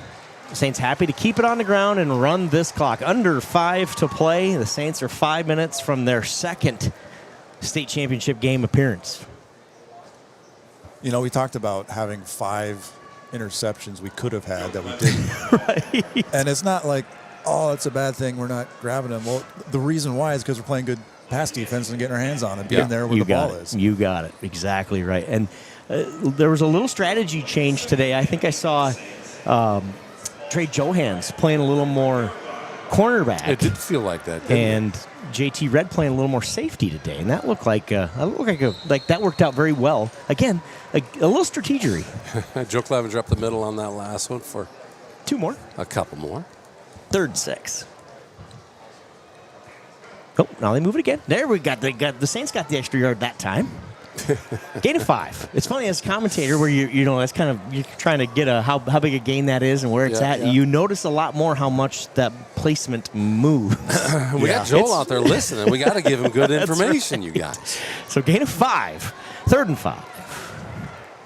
Or gain of 3, excuse me, because you had 2 in the first one. So 5 total. It is 3rd and 5, and the Saints are going to call a timeout here. They let the play clock run all the way down. They're going to call timeout. It's like maybe a couple of substitutions coming in. That's generally what we do there, is call timeout there in the second half and try to make some of those changes. On 3rd and 5, I wonder if they won't leave the starting offense out there and see what happens, and then make the change after that. They won't talk this one over either way in a second half that has been all St. Ansgar. Porter Suisau, have yourself a day. 4 of 7, 115 yards passing, 2 touchdowns. Rushing, Porter Suisau, 3 carries, 41 yards, 2 touchdowns. Porter has been the difference in this one. Corbin Michaels, 14 carries, 74 yards. Connor Mullenbeck, 10 carries for 47. And Joe Clevenger, 10 carries for 36. Again, hats off to this defensive front for Wapsie Valley. They have solved the Saints offense on the ground better than anybody has all year. They sure now, have. The Saints find a way to grind out 198 yards on the ground, but that's solving the offense. Yeah, exactly. That they did their job for really the first 2.5 quarters. A couple of big plays kind of broke the back there of the Warriors in this second half. And credit to Wapsie Valley. They had some big plays, too, that they scored on. And, you know, they were a play or 2 away from blowing it wide open, too. Yep. Yeah, exactly. And that's how they had the lead at half, is they converted on some big 4th downs in that first half, took some chances, made it pay off the Saints too much here in the second half. Suisau hands it off. Nowhere to run.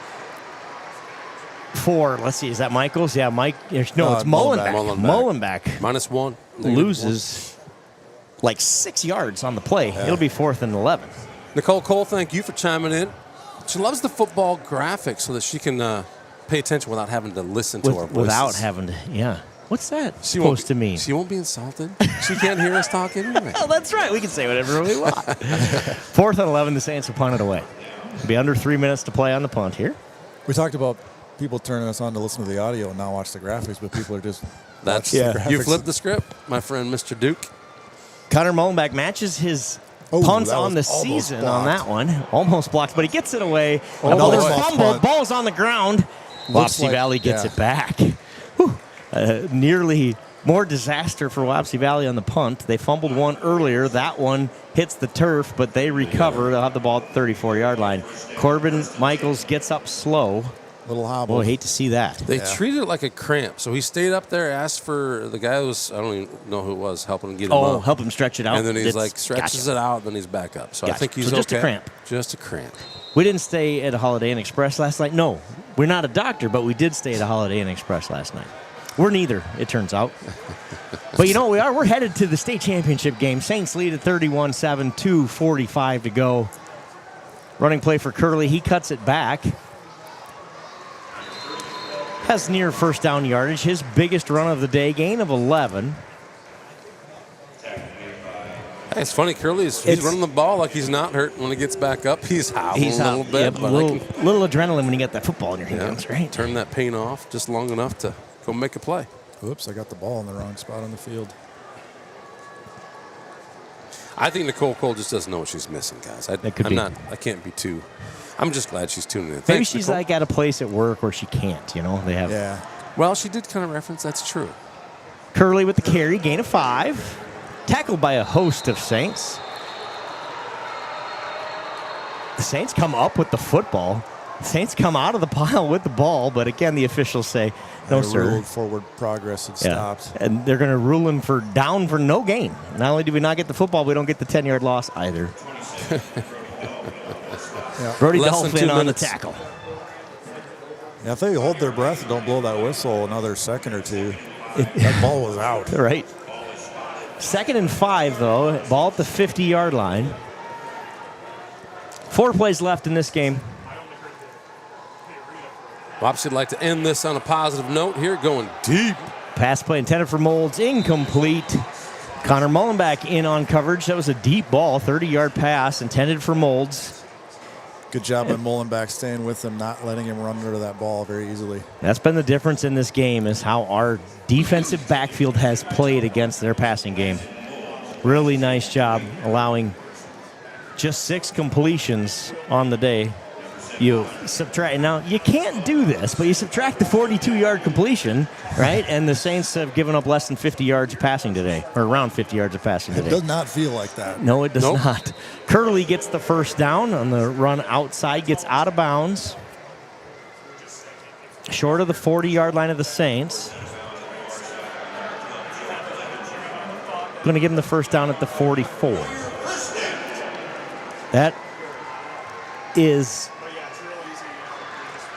I don't have it in front of me, but 2nd or 3rd first down for Wapsie Valley in the second half. Oh, man. They have not had many. It's been all St. Ansgar. Crowd's really fired up on the jumbo. They look fatigued out there. St. Ansgar conditioning playing a huge role in this. Guys doing their job, being where they need to be. Inside run for Dana, gain of 4. Saints happy to salt this one away here. Under a minute to play. What a season for these Saints. They're going to move to 12-0 on the season. And they'll head to the championship game for the 2nd time in program history next week. Curley. Saints went down for the first time. Oh, no. Curley cuts it back. Curley's got open field in front of him. Great tackle by Connor Mullenbeck. Connor Mullenbeck saves the day. Gain of 10, but it could have been worse. Yeah, that play was designed to go to the right. Everybody runs that way. He just stops, turns around, and just turn around the other way. Connor Mullenbeck's probably the only guy fast enough on the field to track him down, and he does just that. So Wapsie scores the first points of the game. St. Ansgar scores all the rest. Yep. What an answer here for these Saints. Pass tipped. Intercepted. That'll do it. JT Red seals the deal, and the Saints are going to the championship. Great job by Michaels to get his hands up, tip that ball in the air, and it's just a tip drill from there. And JT Red. The Saints are the 2nd team in school history to advance to the finals, the 2nd team in school history with 12 wins on the season. They join the 2011 team as the second team in school history to do both of those things. A little foreshadowing as we started the second half with the Hansen touchdown or kickoff return for a touchdown reference. You know, you're right about boy, was Duke right on that.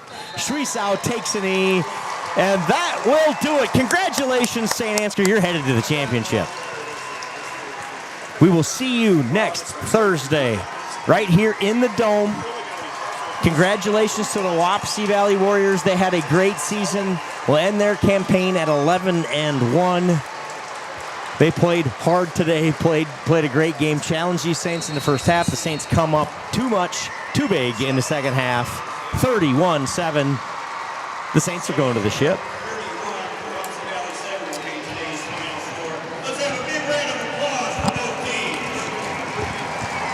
Pretty good couple weeks here for the Saints. Oh, my. Girls do their job last week. Congratulations to the state champion, 1A state champion Saints volleyball team last week. Went 3-0 at Extreme Arena to take home the crown. Boys started off 1-0 in this one. They're going to be back here 1 week from today. Yeah, a chance to complete the hat trick. Complete the hat trick, he said. 3 titles. Baseball, 3 titles. Volleyball. We're going to the shit. Let's go, baby. Baby Coach Brian Meyer.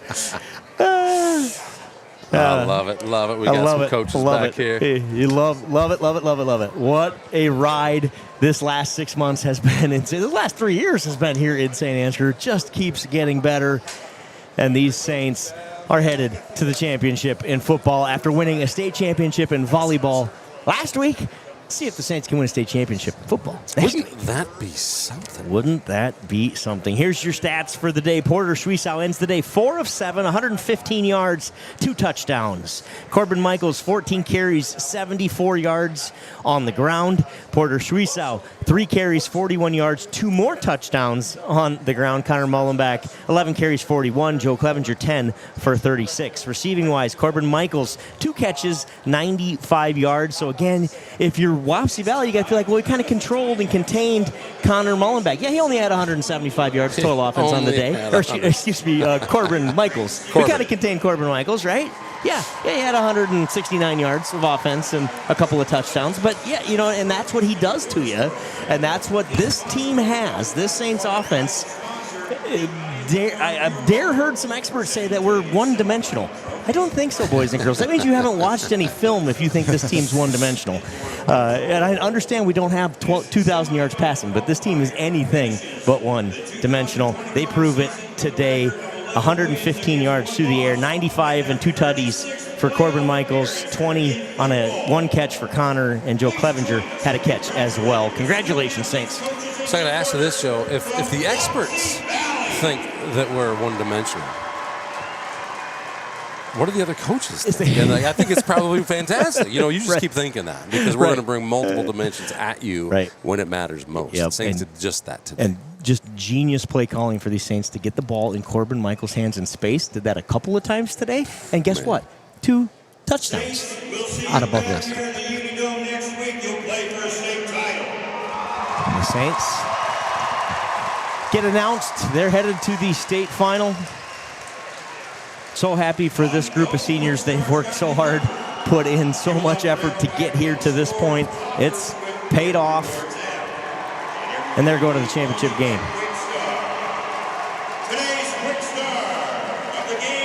Very workmanlike, very business-like performance out of these Saints today. Quick star player of the game, number 7. Connor Mullenbeck. Great job. Connor Mullenbeck has a kickoff return for a touchdown today, 41 yards on 11 carries on the ground, and a reception for 20 yards. Came up big defensively in that third quarter as well, knocked away a would-be first down pass. Connor Mullenbeck, have yourself a day as well, and the Saints are headed to the championship. Gentlemen, this was awesome. Thanks to Joe Carlson for all the stats and everything he's done out there. We're going to try to bring you some bonus footage and coverage this week as your Saints head to the championship game. Thanks to Duke Scoop for all of the cool intro we had and the awesome graphics on the screen. To kind of make all of this work, right? And several texts asked him, how the heck do we do that? It's funny, like, how did you do that graphic? And, well, we can't give away our secrets. That's I right. expect we'll get to see some next week as well, right? We don't want every stream to have Duke's graphics next week. No. Yes, Just right. this We got to one. keep these a secret. So You gotta- all we you know gotta is you chime have in. to have a Duke to have something like If that. you don't have if you a don't have Duke, you don't can't have a chance. that. Yep. No Duke, no chance. Let's set up game number 2 here. MMCRU and West Sioux are getting on the field now. They'll start that clock. That game was supposed to start at 1 o'clock. It's not going to be much after 1, but I would bet it'll be 10 pretty minutes, close, maybe or so after 1. That game will get started. The winner takes on your Saints in the championship game. You guys want to watch that a little bit? Let's do it. Let's go watch who the heck we're going to play. Let's relax a little bit. Maybe get some crappy concession stand Ooh, food. I Let's love take crappy in the, concession stand the food. game When you and- sell it like that, I got to have some. Well, what can I say? I'm going to tell you what. Say it like it is here on Saints TV. Thanks for joining us on this one, folks. We're going to see you next week. Same time. I think it's 10 a.m., right? Maybe you already called that. I think it's at 10 a.m. So it's scheduled time. You know what? It's next Thursday. It's a week Thursday. from today. We'll worry about that a next week from Thursday. today. We'll worry about it then. Well, you get 24 hours to celebrate, and then it's back to work. That is the exactly rule? the same Yeah. thing for broadcasters. You We got get it. 24 hours to celebrate. You got it. We'll see you next week. Thanks for joining us. Saints win. You get to end it. I get to end it? Oh, yeah. You always do. Bye-bye.